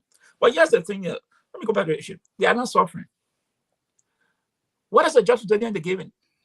What is the justification they're giving by not participating in this program, in this rally? Selfish argument they're making. Some say, oh, because it's Louis Brown. So the question here, and I tell people, this is a right, this rally. I don't want to go down the slope here. It's very bad for us. All of us in Liberia, all over the world, were affected. Some of personally, because I lost my son in the war. The Dubro massacred my son today. I don't know his grave. He was burned. So you think people that did that, you think I want to sit down and drink tea with them? No, I want to see those people going through the system. That is the criminal justice system, to pay for what they did. During the absence of that, I can just get and start accusing everybody that you did this. When there's no evidence, we say that everybody is innocent until proven guilty. They come and pointing all the trash at Louis Brown. But the question, look at Nigeria, what he record, and they say he bought arms for child stealer. Who Nigeria is who holding now bag is he holding today? Not just a black guy. This is a double standard these people play. And I continue to say, look, let us leave this thing. When we have an elected government, put in the War and Economic Chronicle, then we can let everybody go there to generate themselves. But other than that, I don't want to deal with you. I leave you alone. But because when you are not in my camp, then you become the demon. A demonized because you're not in my camp. But when you're in my camp, then I leave you. Then you claim. This is not going on. But I think I'll show you a video today. The two market women that went to Prawn event, that what you call Mayata and Koto. The story of the two women. And I hope many of these people who saying that they will not participate in this rally, let it listen to the two women. These are people who cannot read and write. The woman is the president of the market at the red light there. The woman said, every year they pay $100,000 US. I think the hash, they want to get that property. $100,000. The woman said every year they pay that money. There's a person who cannot read and write. She said, but today,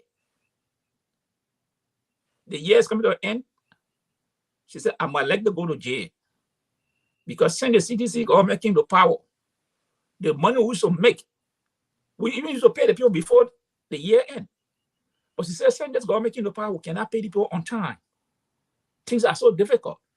They carry me to court. They will collect all the women they bring out. They say, no, we can't put water in jail, but we'll hold the leader. She said, I don't want to hold. She said, because of the hardship today in this country.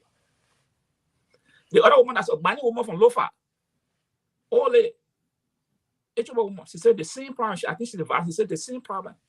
She said, if you that are not being in the market, I'm homesick. But when my president come and say, this is what happened, the guy asked her, are you being paid? She said, nobody get 1 cent.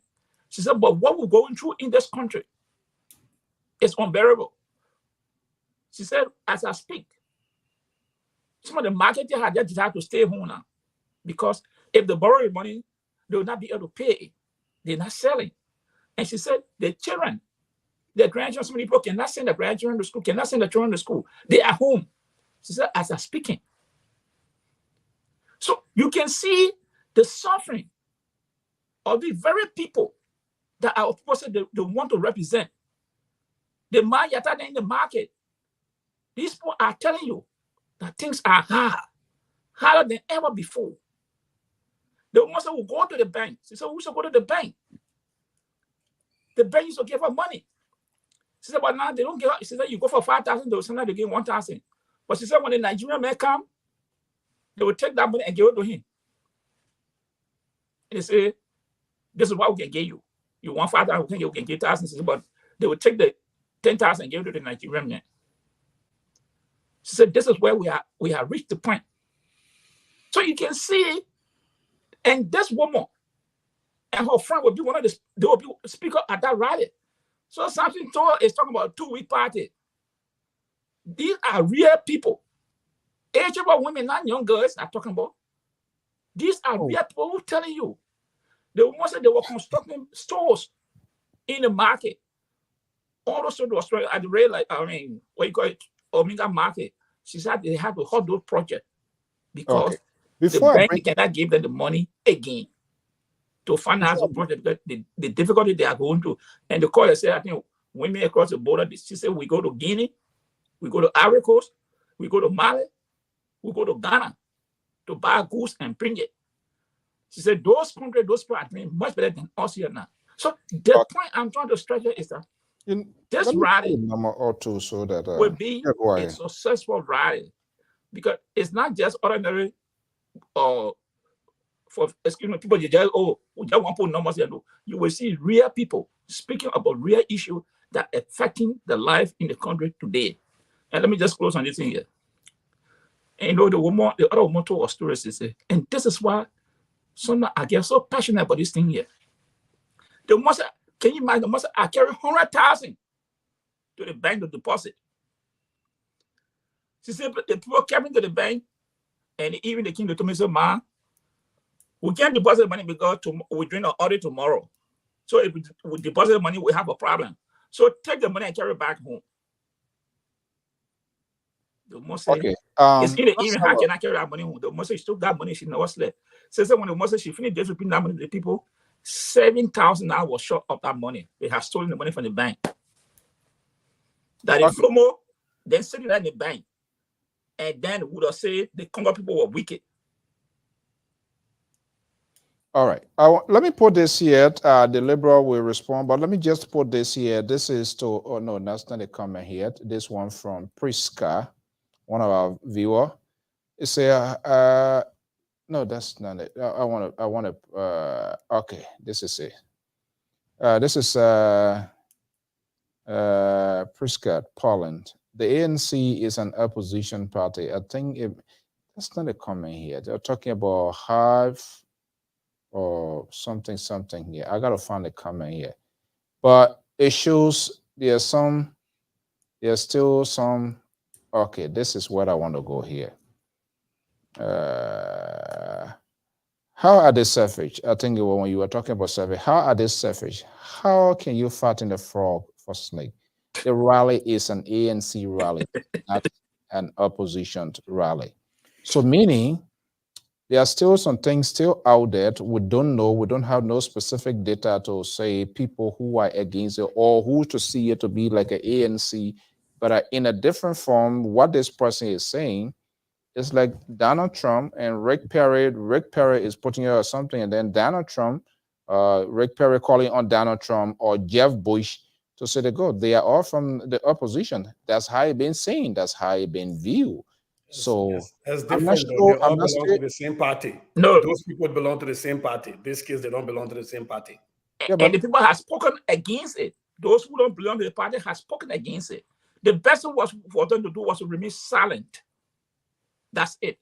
Don't say anything. but okay, even so, let's say that, okay, yeah, just a little different form yet.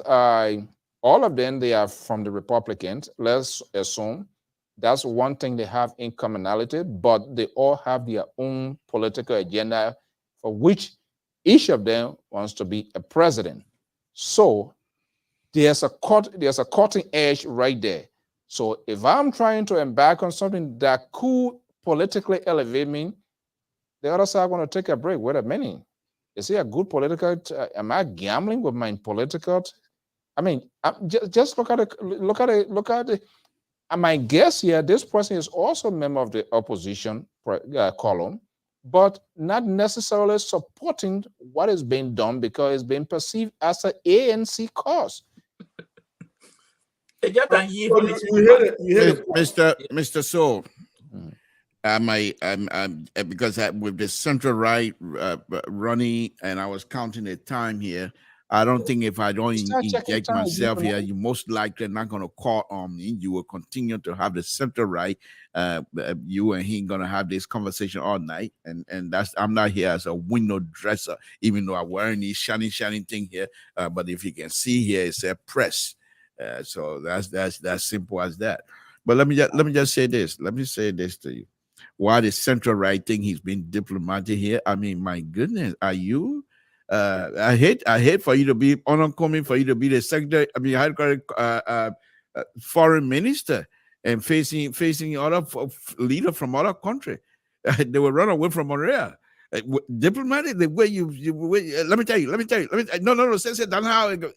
That's diplomatic. Oh, we would like to see that oncoming as a foreign minister. But anyway, Mr. Central Right, I'm on the floor. You're not being diplomatic right now. I think the other diplomatic, the other one, the bunker, the diplomatic thing that we're seeing right now, you're exhibiting it. So please let me handle myself. But anyway, Mr. So, why are you looking so perplexed at that's okay? You have to understand the liberals here. Here we go. The liberal talking, he putting numbers up. Here we go. I will make my point anyway. I know who you are. You don't like me. You see how you put a central right on you, and you put me way in the corner there. And when people look at it, the number cover my face on Facebook. You think I don't know you? I know you. But you can't silence the liberal. That's the part that I want you to understand. But let me just say this here. This rally, I'm saying it again on a very serious note. This rally, Louis Brown has, for me, when I read that article, Louis, and listened to him, I think he has done two things. First of all, he has separated himself, the ANC rally, from any other political party leader, or even those who might even want to change their mind to participate later. He has closed the door. Why do I say that? Listen to this.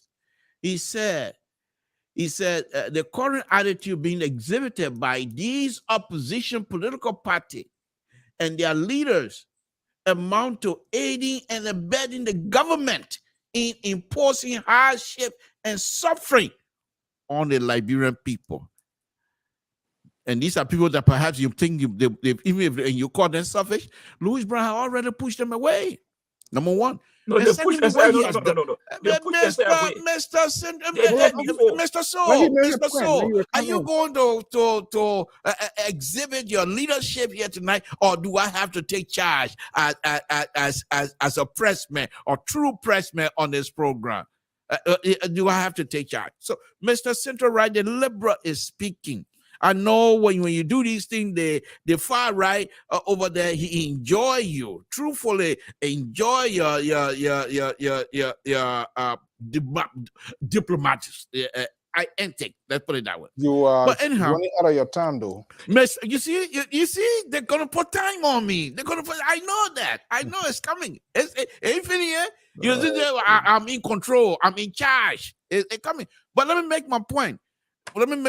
So, with Louis Brown making this kind of statement on a very serious note, the opposition now, they're gonna say, okay, let's see what they have. If this thing goes south, Louis Brown being a spokesperson or being the face of ANC, kaput, finito. If this thing go up,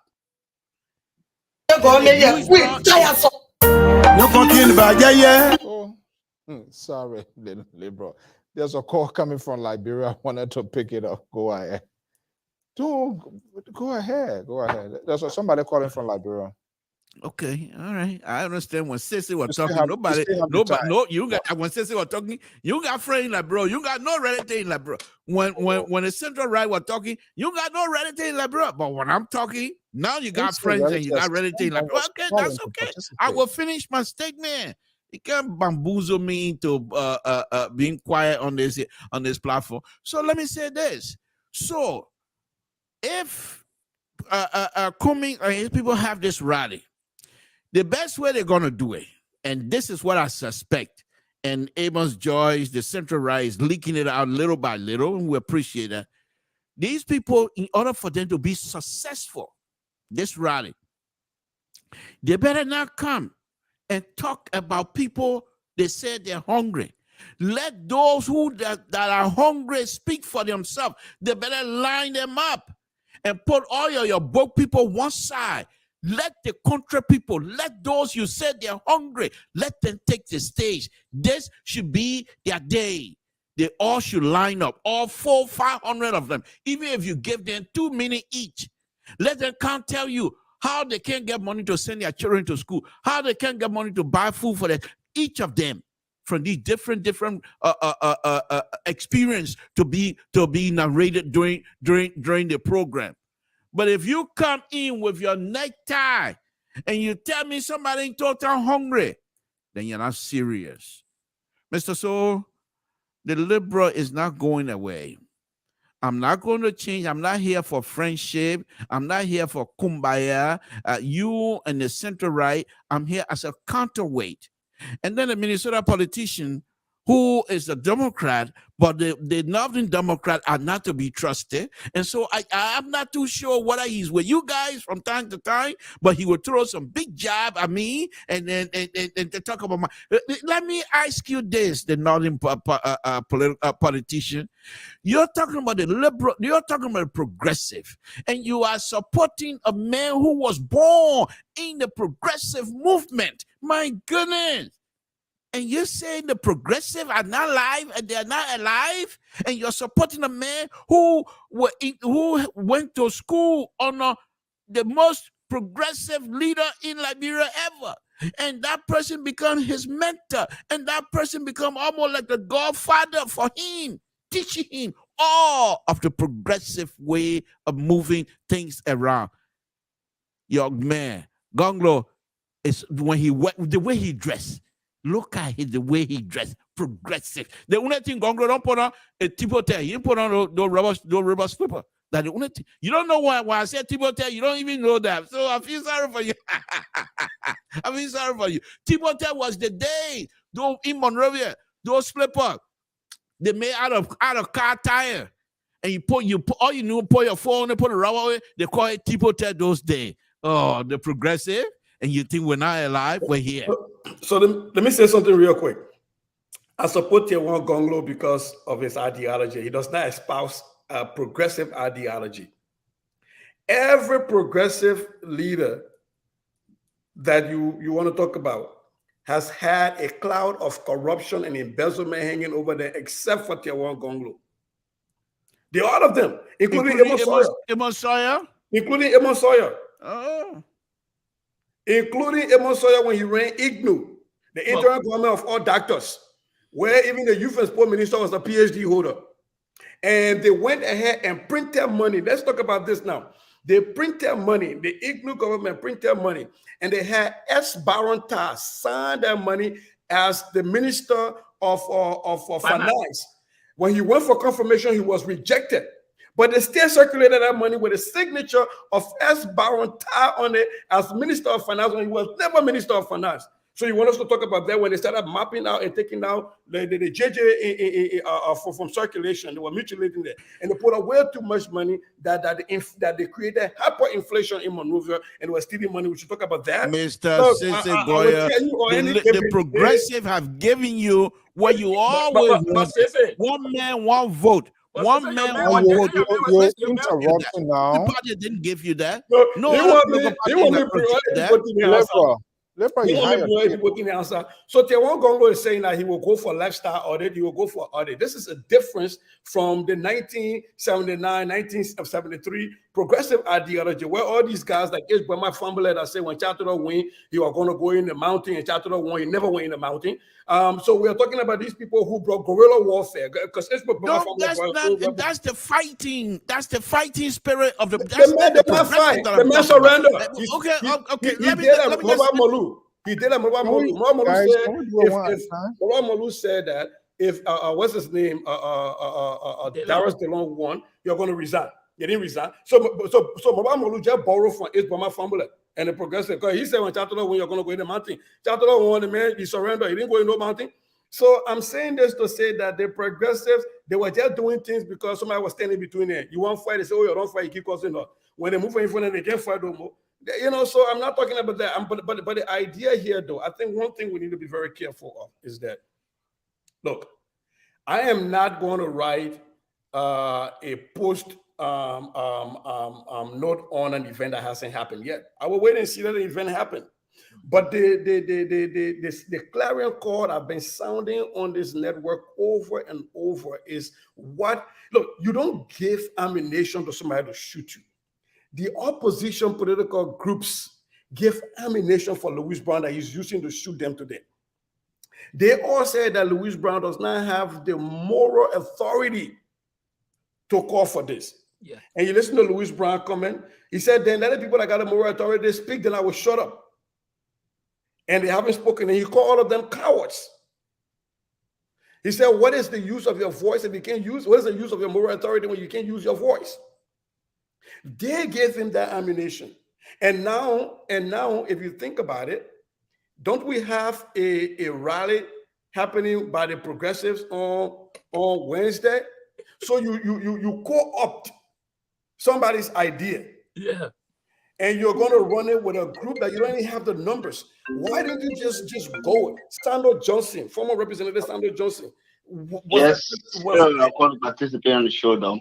Okay, yeah. So, Cecil, let's get some take from our guys here. Caller, good evening. What's your name and where you calling from? Yeah, good evening. My name is Augustus Dado. Okay, Gus. Welcome. Welcome. Let's get to your side here. I know there's a reason that you call. Not rally. What do you stand as a Liberian on this rally? Yeah, so for me, I stand as a Liberian. I believe in the rules of law, in the rules of law in Liberia, and Liberians should participate in the rally. But back to what our Liberian brother are discussing on the show, when it comes to progressive, Democrat, and whatever label we may label, these the Western ideology to be infused in Africa, more especially Liberia as a society.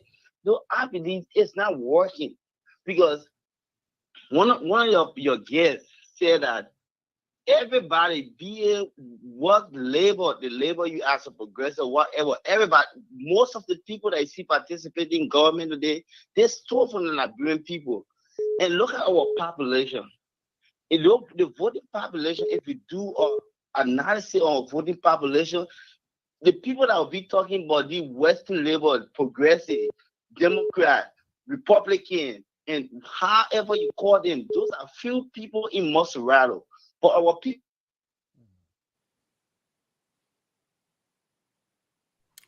So, Mr. So, I think So the sometimes young people young people in the town and villages, they listen to the TV. They don't have time to look at your progressive or not progressive. They don't have time for that. All the Western labor that we try to infuse in Africa, and more especially Liberian, to be particular, these are some of the things that are affecting Africa today. The infusion of Western ideas in our in our African culture. Okay, thank you so much. Let me go to the next caller here. 612 number 3168. What's your name and where you calling from? Before Terry calling from Minnesota. Hey Terry, long time. How are you, buddy? I'm good, sir. How you doing? Great. Okay, let's hear from you quickly. Yeah, I think the rally is not a bad thing, you know, to call for a rally, but in my mind, I think this is the political boost for Louis Brown. It's really not about the Liberian people. You see, Liberian people need to understand what is in their interest and what is not.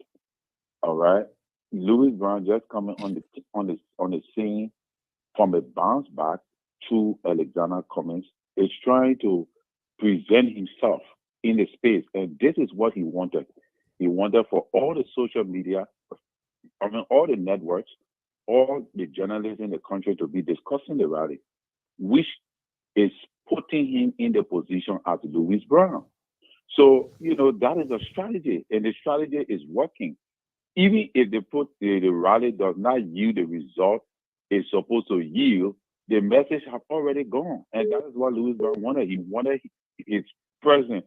He wanted that momentum of the Louis Brown we know to be back in the media, for people to be discussing him so that he can have that before I go political back to relevance. my growth, do you think he was just seeking some sort of political accommodation to validate his or credentials, or the Louis Brown that we know, to say he has changed the order of the day? Is that what you're saying?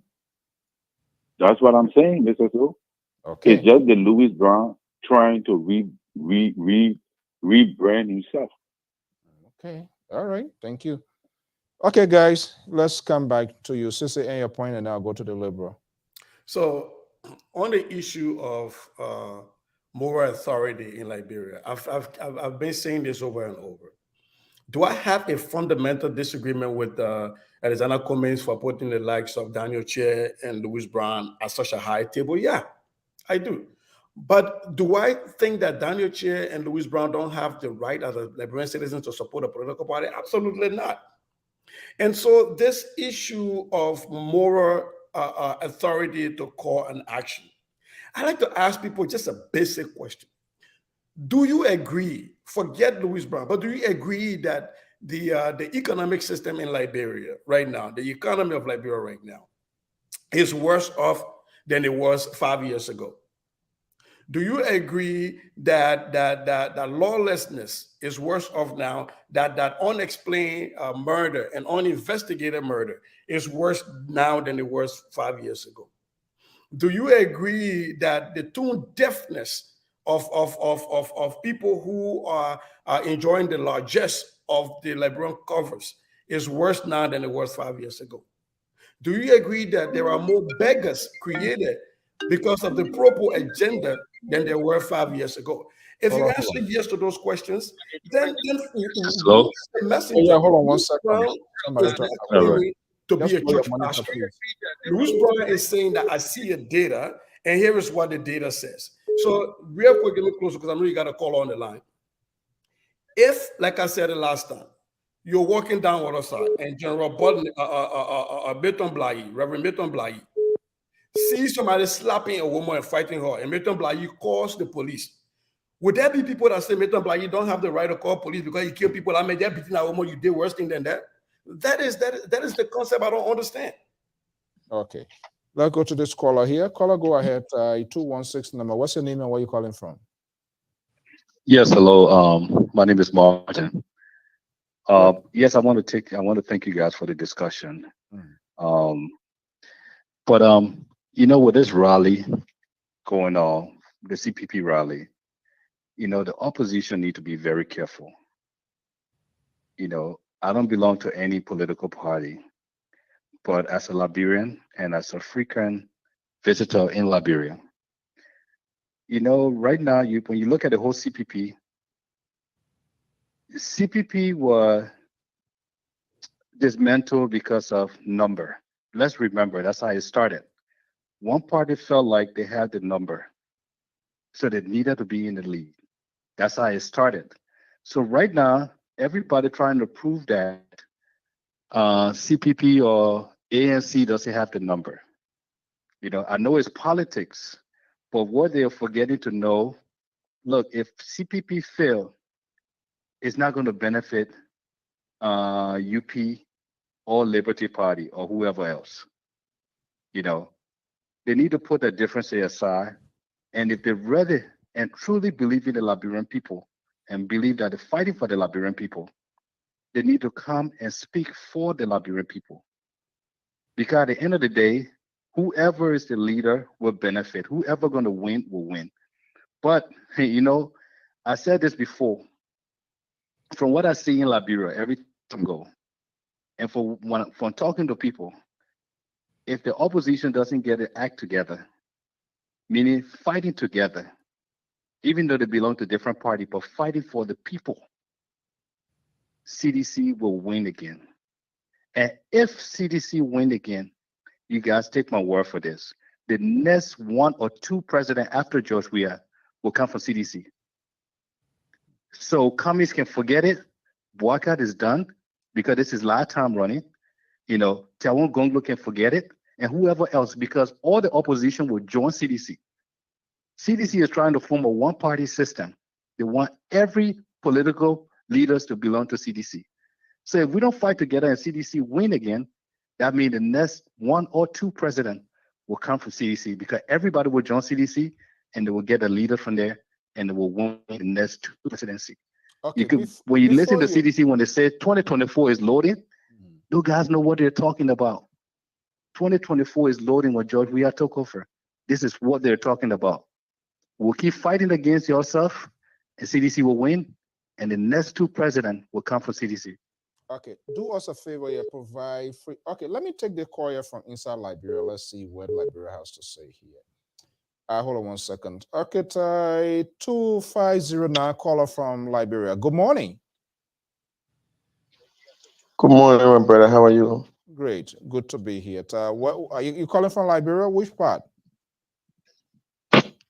Yeah, I'm calling from Liberia. I'm on a vacation with family. I'm using Liberian number to call. Okay, great. All right, not that. So yeah, you are the guy on ground here. So let's hear from you. I was thinking this other guy want to provide some free consultancy here. What's your take on this whole rally here? Who is hailing down the slope? Life is a venture anyway. It's a loss and gain.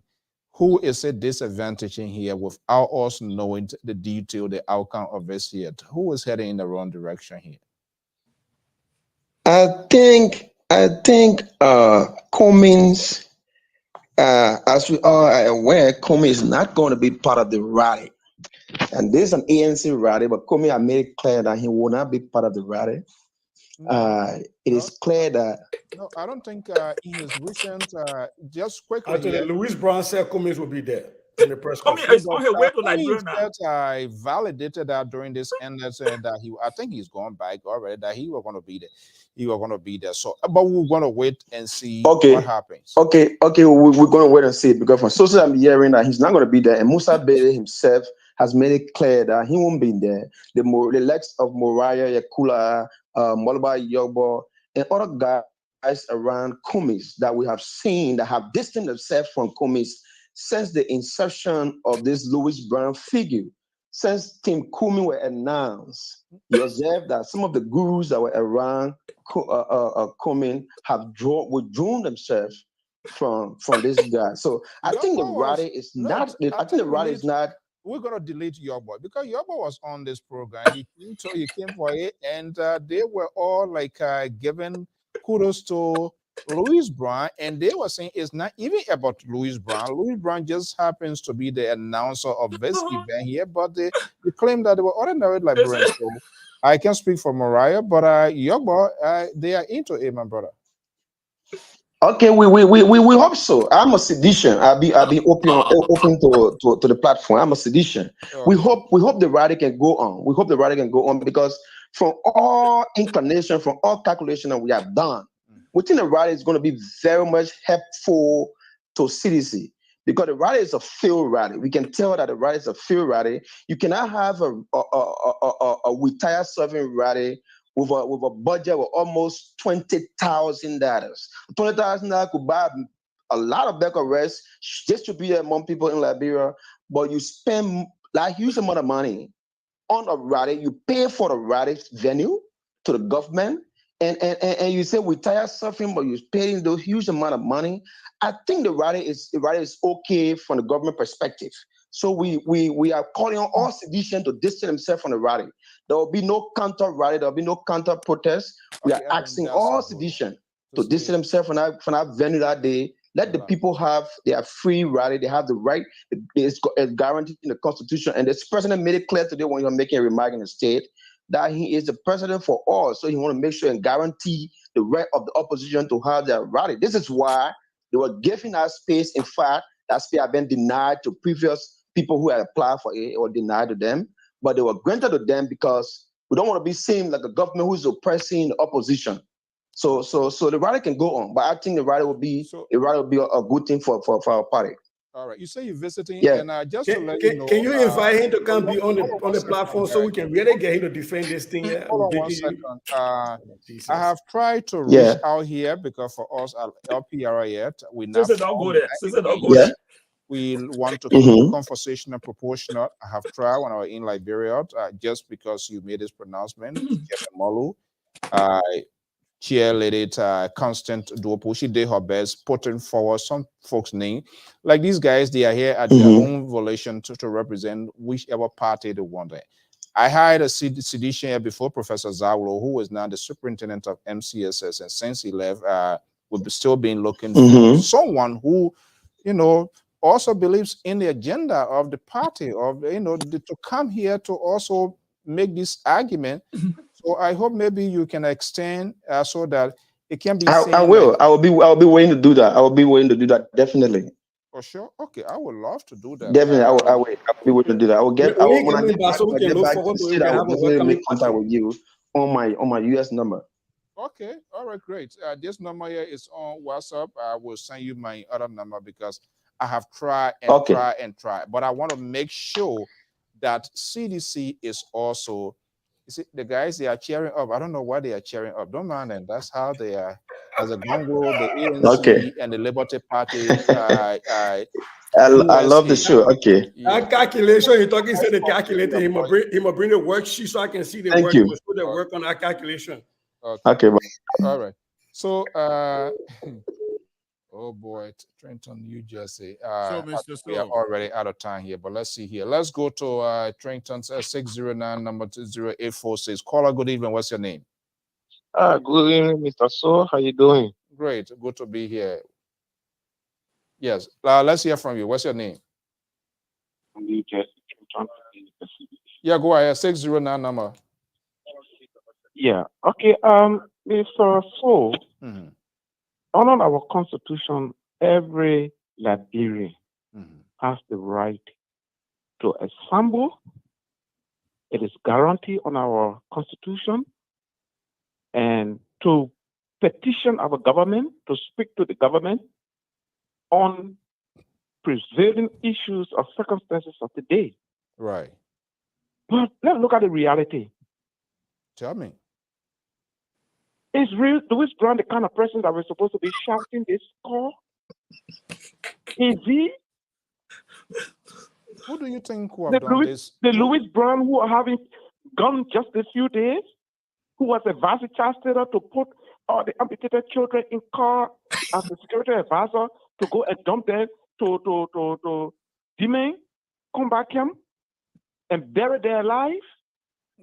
Yes, security advisor Louis Brown. This same Louis Brown who insulted Madam Elizabeth and made him information minister and defended the very things that are happening wrongly into that government? Is this Louis Brown the one having that voice? Man, come on, man. Liberia, we need fresh people. Look, Mr. Cummings could be a good president for Liberia. But Mr. Cummings has surrounded himself with a gang of people that Liberians now believe in. Trust me. They will pay the money to the people. Quickly here. Because as we speak to you, my family is in Liberia. They just went around. They went to my brother's shop. They are registering people. If you go into the rally, they will give you transportation. They call it a transportation, but they want to pay people. And my brother called me and we were laughing at them. Look, Mr. So, Liberia, we need real advocates. And look, Mr. So, we ourselves, Mr. So, as we are here, quickly, Mr. So, we ourselves as Liberians, we should be truthful. It is not just about sitting on the platform and talking about this person corrupt or this person is this. It's about looking at the reality. Mr. So, yourself as a journalist who is hosting this show, how much are you buying rest right now? How much? Be truthful. So when we say that to our people, we encourage our people to go back to the soil. I'm trying to get a connection here. This is what we are saying. The connection that I want you to get here is, yeah, it is true. That's what I said from the beginning, that we can go out there and speak to the wrong of society. Don't get me wrong. So your argument here, take a break here. Let's have a quick conversation here. Your argument here, the cause is right, correct? But the messenger, is that's the person you have issue with, or what? Good. Two things, Mr. So. The word suffering is not unique to any human being. Okay. That word suffering. Because the word suffering, the only person that can stop suffering is God Almighty. It is never unique. No human being can stop suffering. Didn't the CDC bring a whole revolution to end suffering? My point is, isn't that what the whole revolution is about?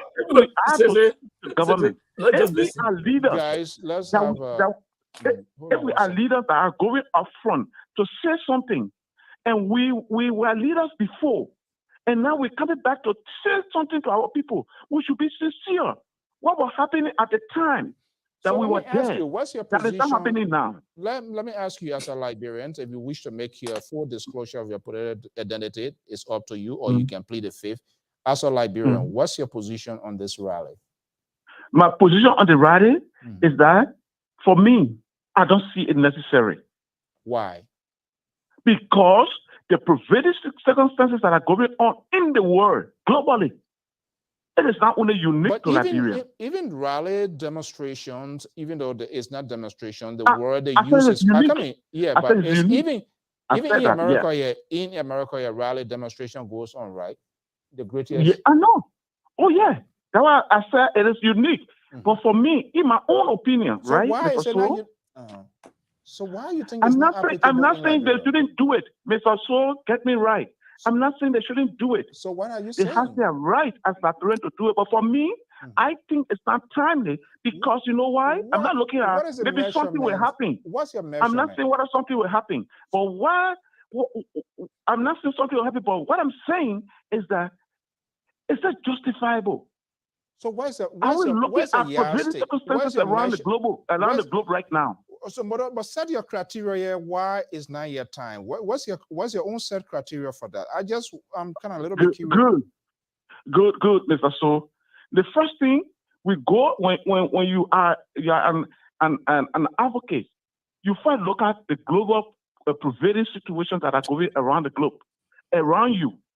You weigh it in. You look at the capacity of other countries. You weigh it in. You look at what is happening. You weigh it in. Then you draw your line. You say, well, because of this is what is happening. If this is happening in these other places, we can stand on this and speak to our government that the government needs to point out to this or do this. Okay.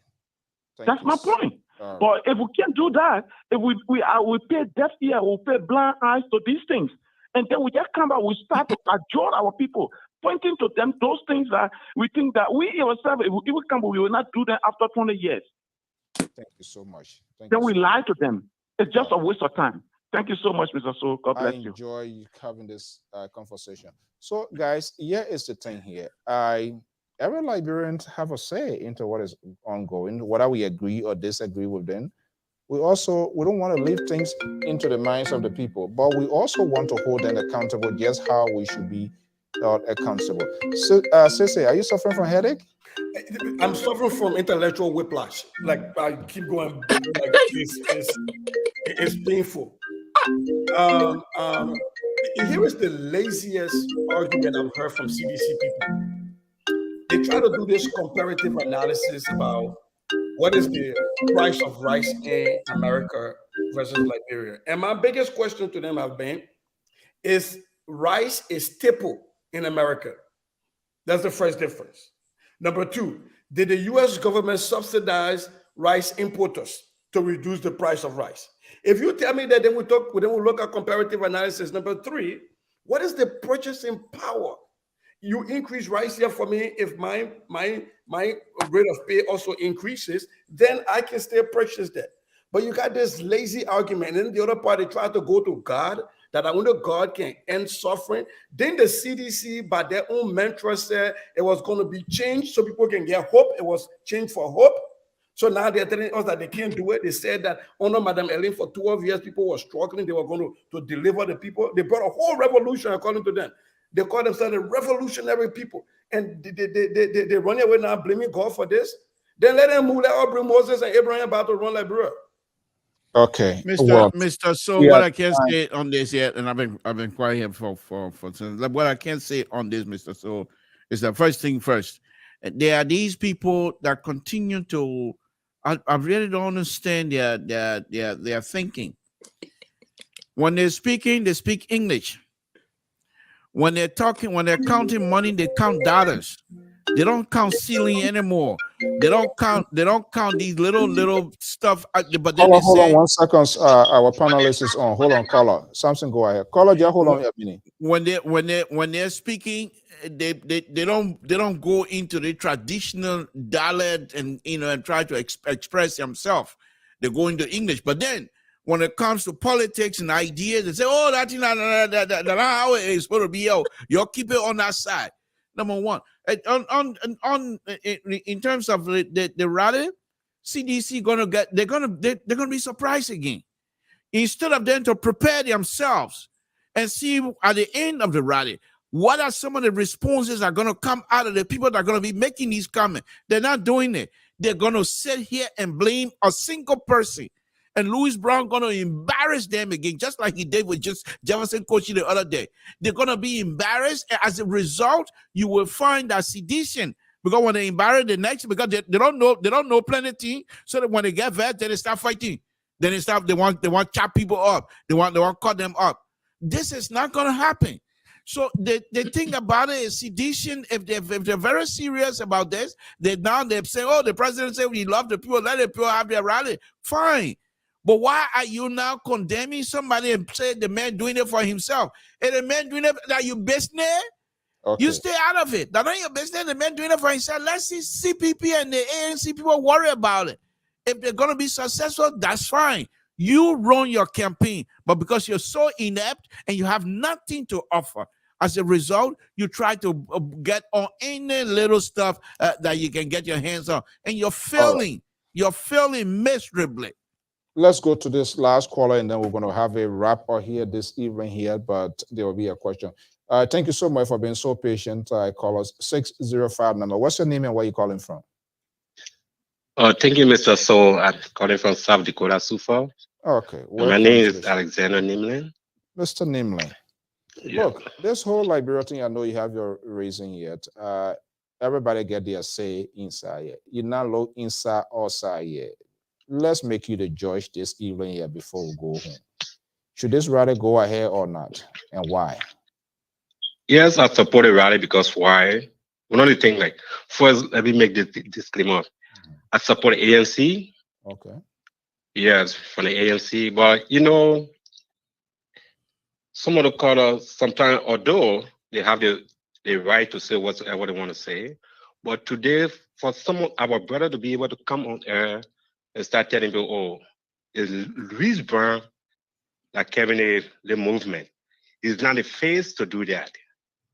And the last time I checked, well, Louis Brown came from the same CDC.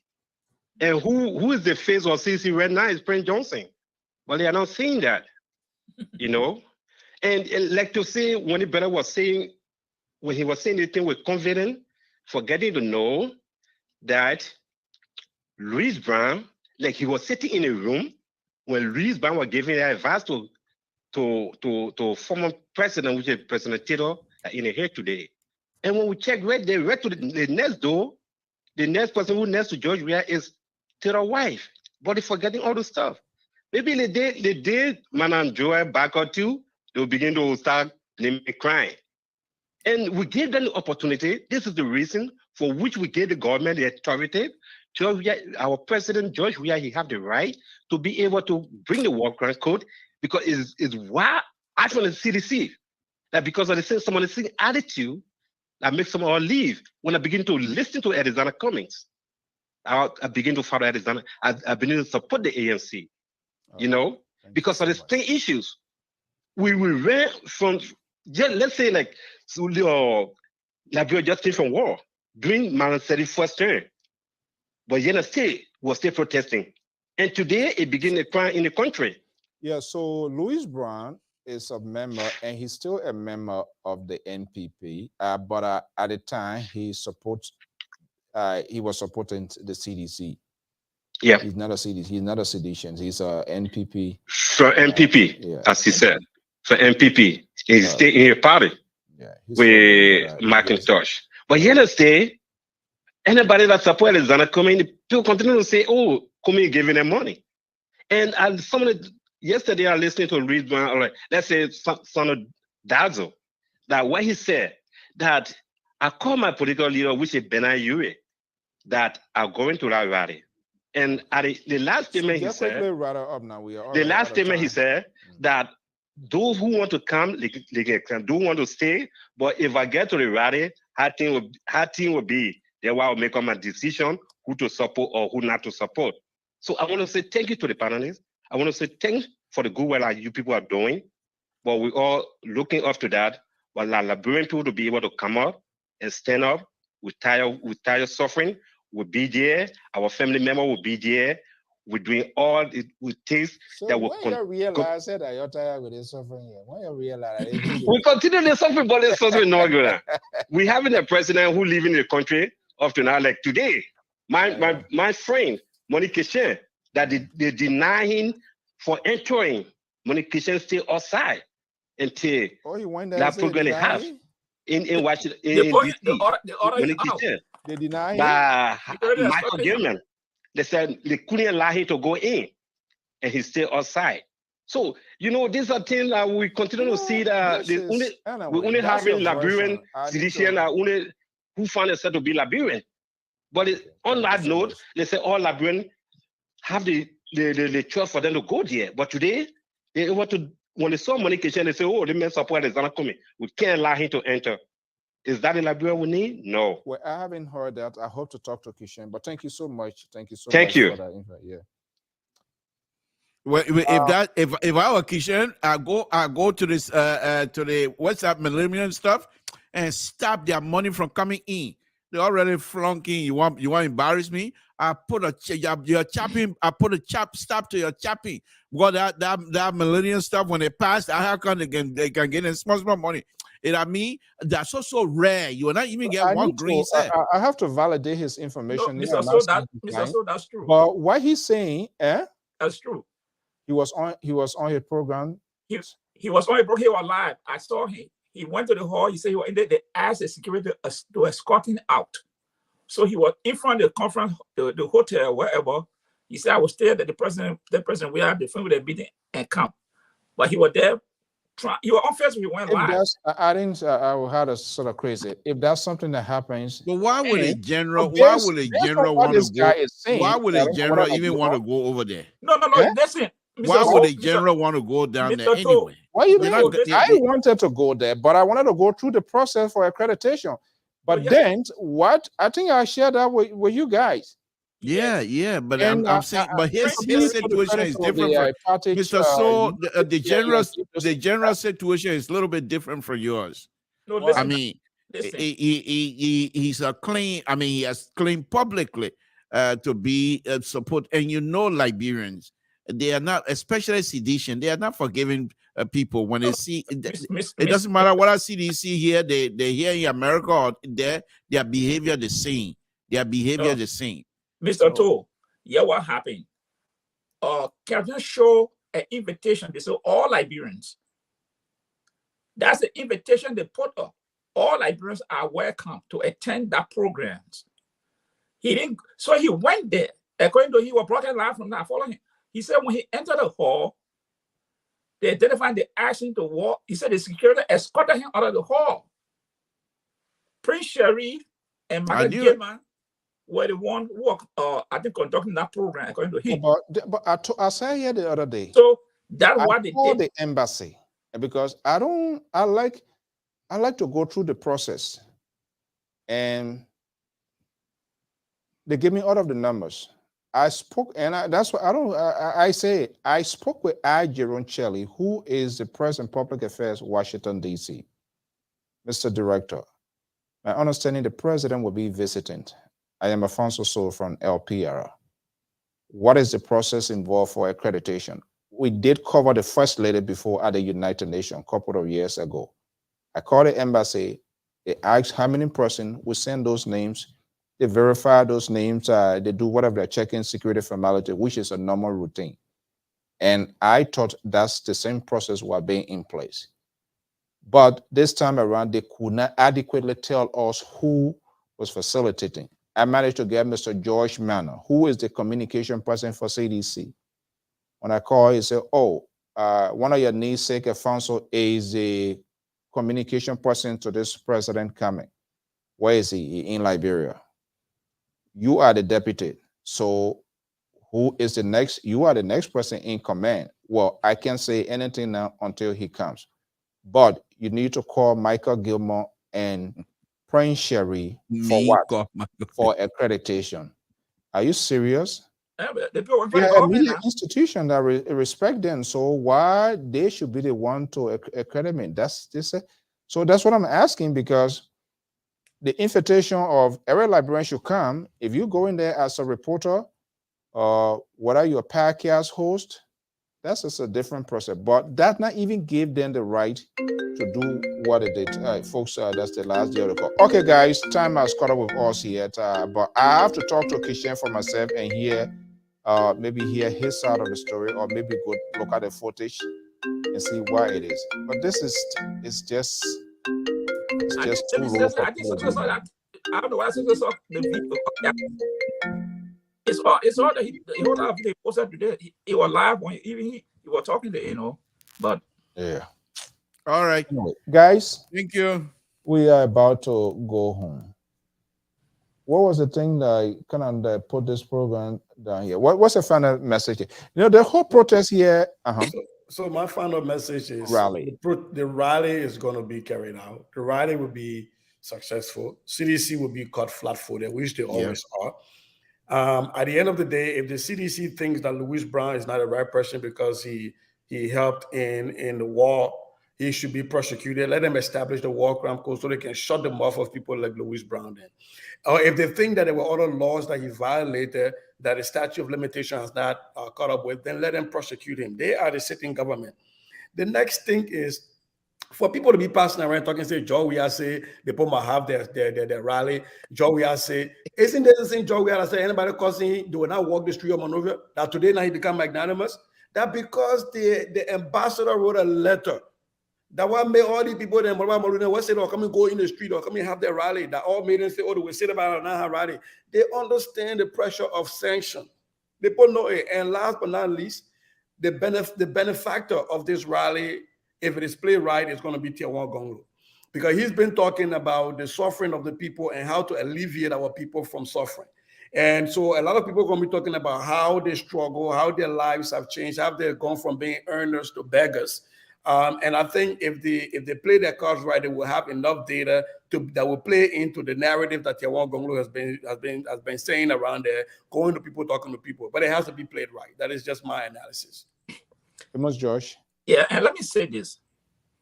You know, we Liberians, we are very good at lying. Lying. This is what we do best, to lie on people. Many of us, that's what we do. Many of us to lie. Somebody telling you, Molwa Yoko, or have distanced himself. When the man on that program the other day, just 2 days ago, Mariah Yakula, just posted something about Jefferson Goji arresting one of the cars they're using to make the publicity, seeing that for noise ordinance, seizing the public speaker.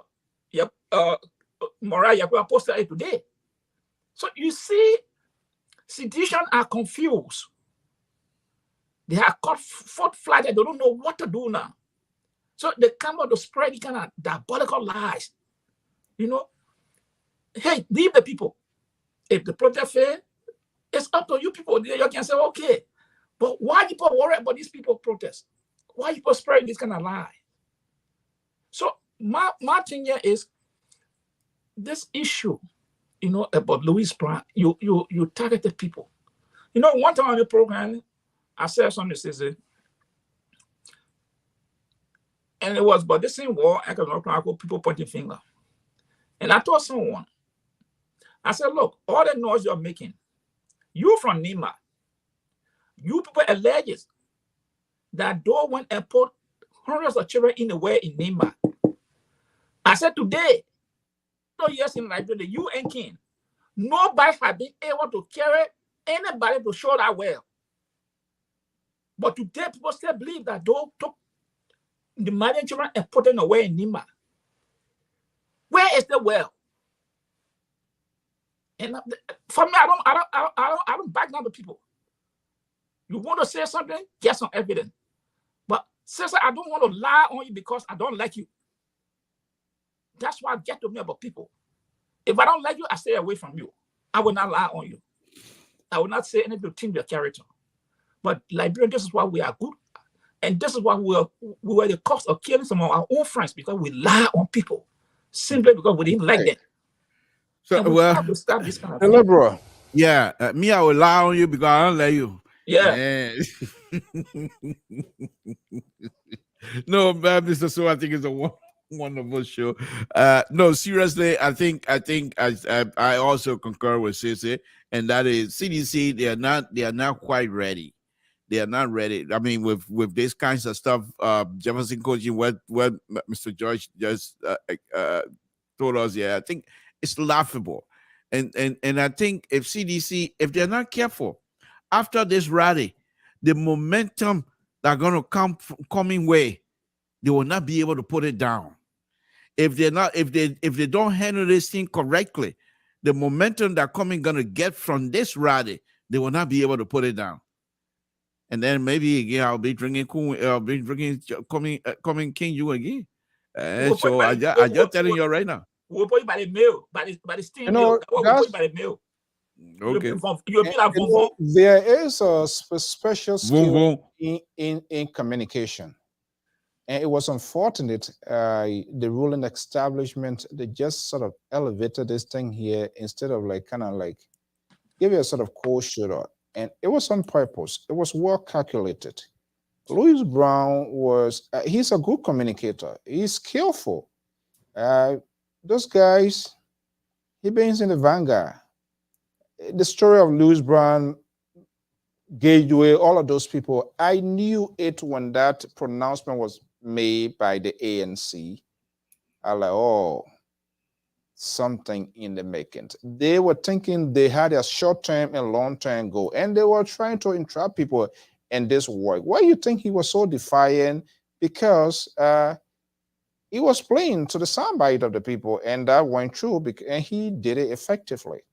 Well, guys, I'm hoping to see, trying to establish contact to have him here before this whole thing. I want to get some sort of a little better insight. I've seen releases coming, what they're going to be putting who they're going to be putting for, who are going to be the speakers and all of that.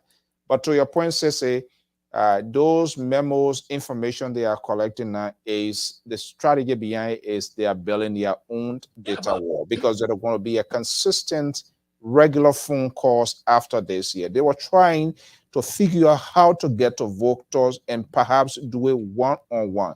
And that's what the people don't get. And you're quite correct. No sedition, Unity Party, Samson told Liberty Party people, they could send their people there and be a listener and see and hear some new things, what the people are saying. And they could also capitalize on that. But because they are so narrow-minded, they are also divided, no vision, so you stay. Life is all about venture, man. So nobody knows where you're going to go. Guys, I want to thank you so much. We're going to be back here.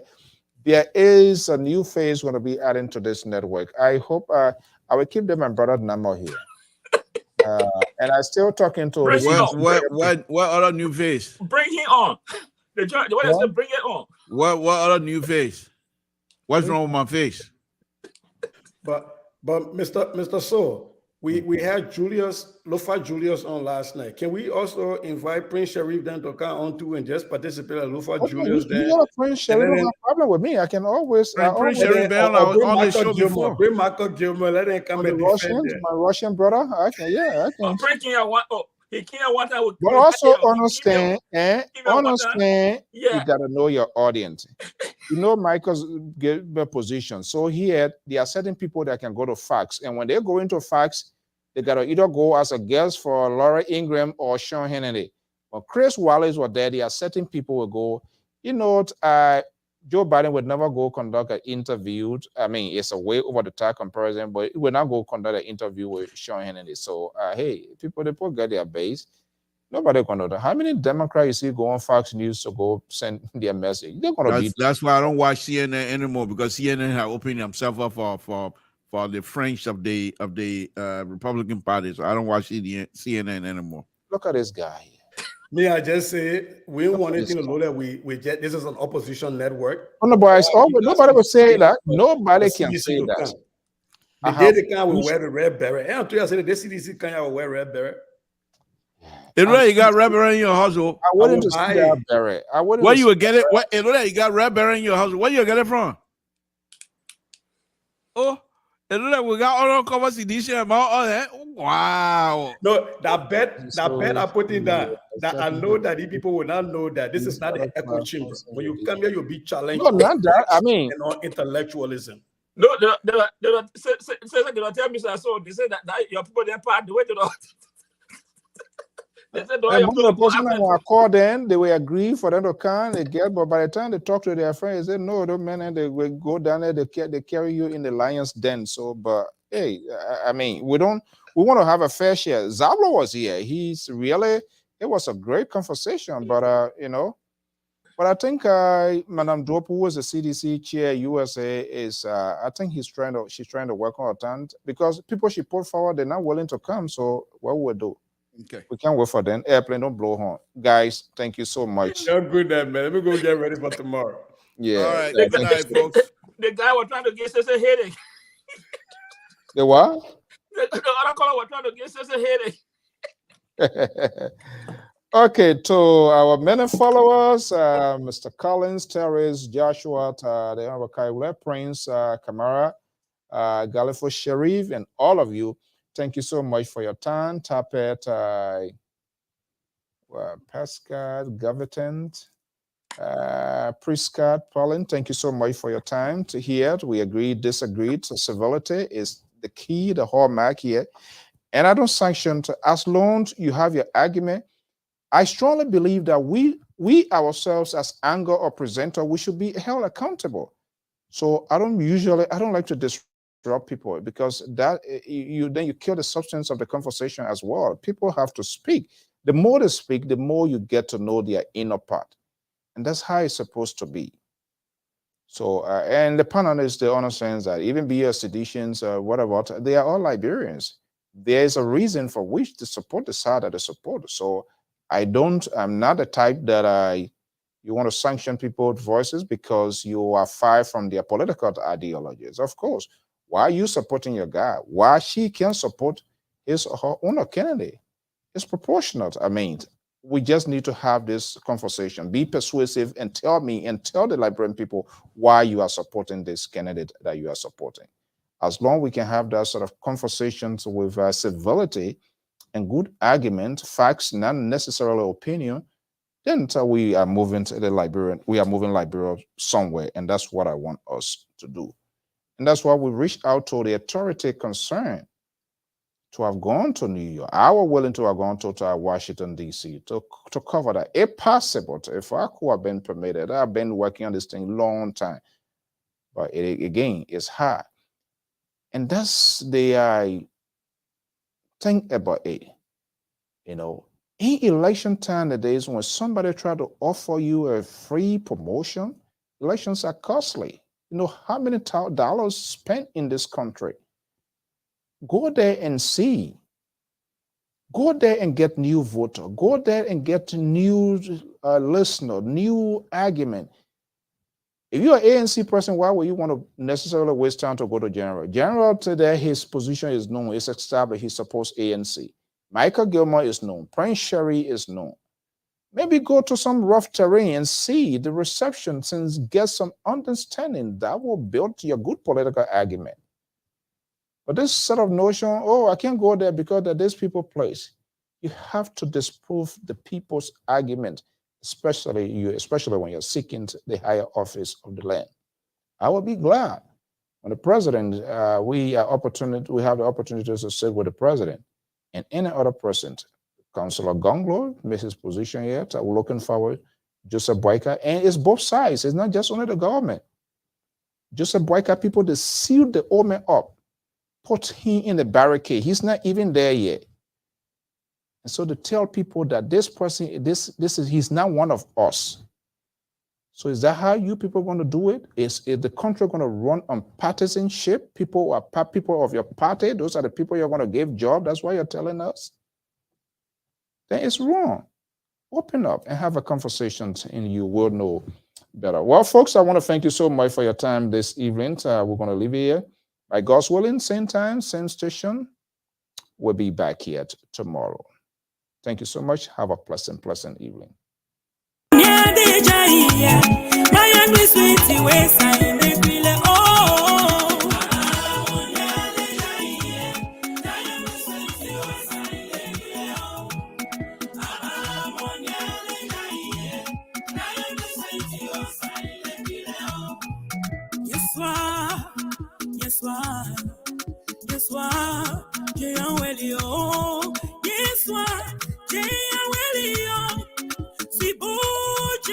The crew are going to be back here tomorrow. Dr. Kemant Buetankaras is a senior contributor. Support the candidacy by Madam Mandela Cooper, Carter Jala, Amos George, Jonathan Dulake, Dr. George Toto, and the liberal progressive Samson Branto. Somebody new face is going to be joining us here, and I'm going to leave it hanging.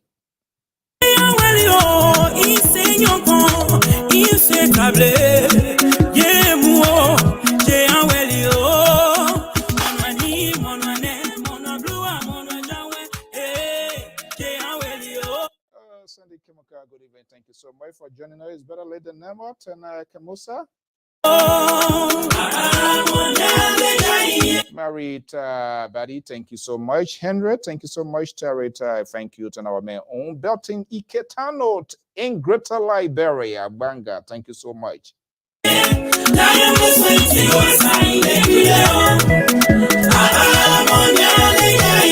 And I forgot my own man, Elisha, right here in the ocean state of Rhode Island. What's up, my man?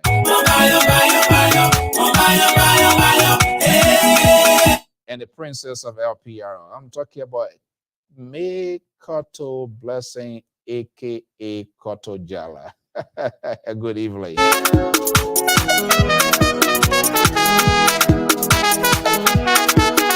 And Joshua Shannon, good evening. Thank you so much for sharing your evening with us.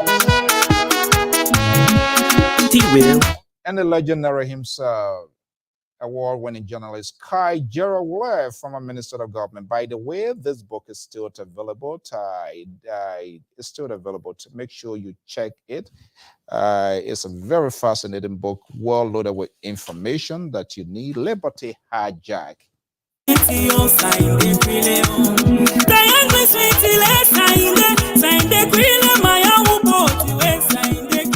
is a new song, so we are determined not to leave anyone behind. No one should be left behind. So the gospel, all sectors of the Liberian community society should be fully participated into the process, and that's how. That's a beautiful voice of Minister Marilyn Doka.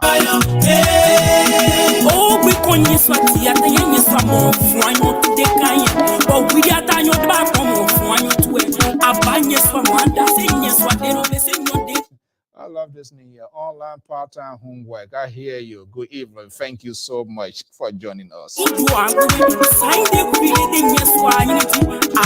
Pascal Gaveta, thank you so much. Minister Joseph V. Hutchison, thank you for being part of this company. Give us a new beginning in the mighty name of Jesus. Shabi Ali and Mr. Baron Brown. What's up, my man? John Tobacali, don't worry, man. I'm going to jump over your knee. Eva.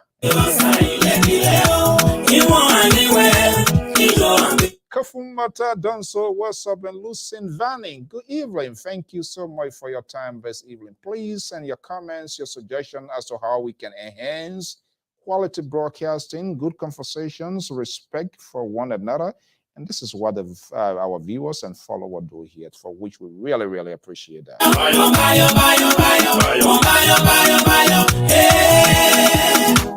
I'm not sure, Priska, that's the first time here, but for those of you joining us for the first time, we say thank you so much. Please don't go away, subscribe to our network. And if you want to be a contributor, you want to be an analyst on this network, yeah, put an iron jacket, get a thick skin, because you know they're going to come after you.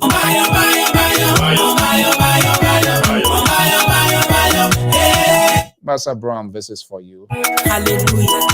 Do one play a count, blessing no club on Yadi, and Junior Sway, or Yamodu. I'm a phone player. When you put by when in Manana, when you place Junior Sway, or phone player. Oh, Melon Bird. Yeah, listen, you know, by Hallelujah. I'm by a count, club of Devils, and Junior Sway. Man, Robbers Hour right there in the Garden City. Good evening. Franco Pearson, what's up? John Sally. Hallelujah. Amen.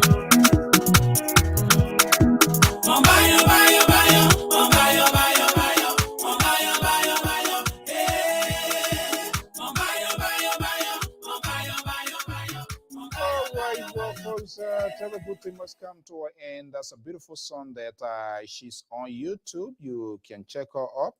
Minister Marilyn Doka. She's right here in the Bay State of Massachusetts, Worcester City. She's a gospel artist involved in multitudes of roles in Liberia, in Cote d'Ivoire, in Senegal, giving back. Yeah. I was asking the question, why Senegal? So then the question could come to me, why was America and other Westerners who are giving assistance to Liberia during the crisis and even providing services? Sometimes you got to give to others. I want to thank you so much for your time this evening. By God's willing, the house will be in full again. There's a new face added to this network. Try to balance the gender base and whatever we can do. All sectors should be involved into the process. Let's keep our country at our heart, good or bad, our agreement, disagreement. But I told you, don't allow those politicians talk for yourself, because those people, it's just about themselves. Trust me, we have gone there. You know it very, very well. All of them, opposition, imposition, we must ask them why they want to be that way. Until then, folks, have a pleasant evening. And thank you so much for sharing your quality evening with us right here on LPR. Bye-bye.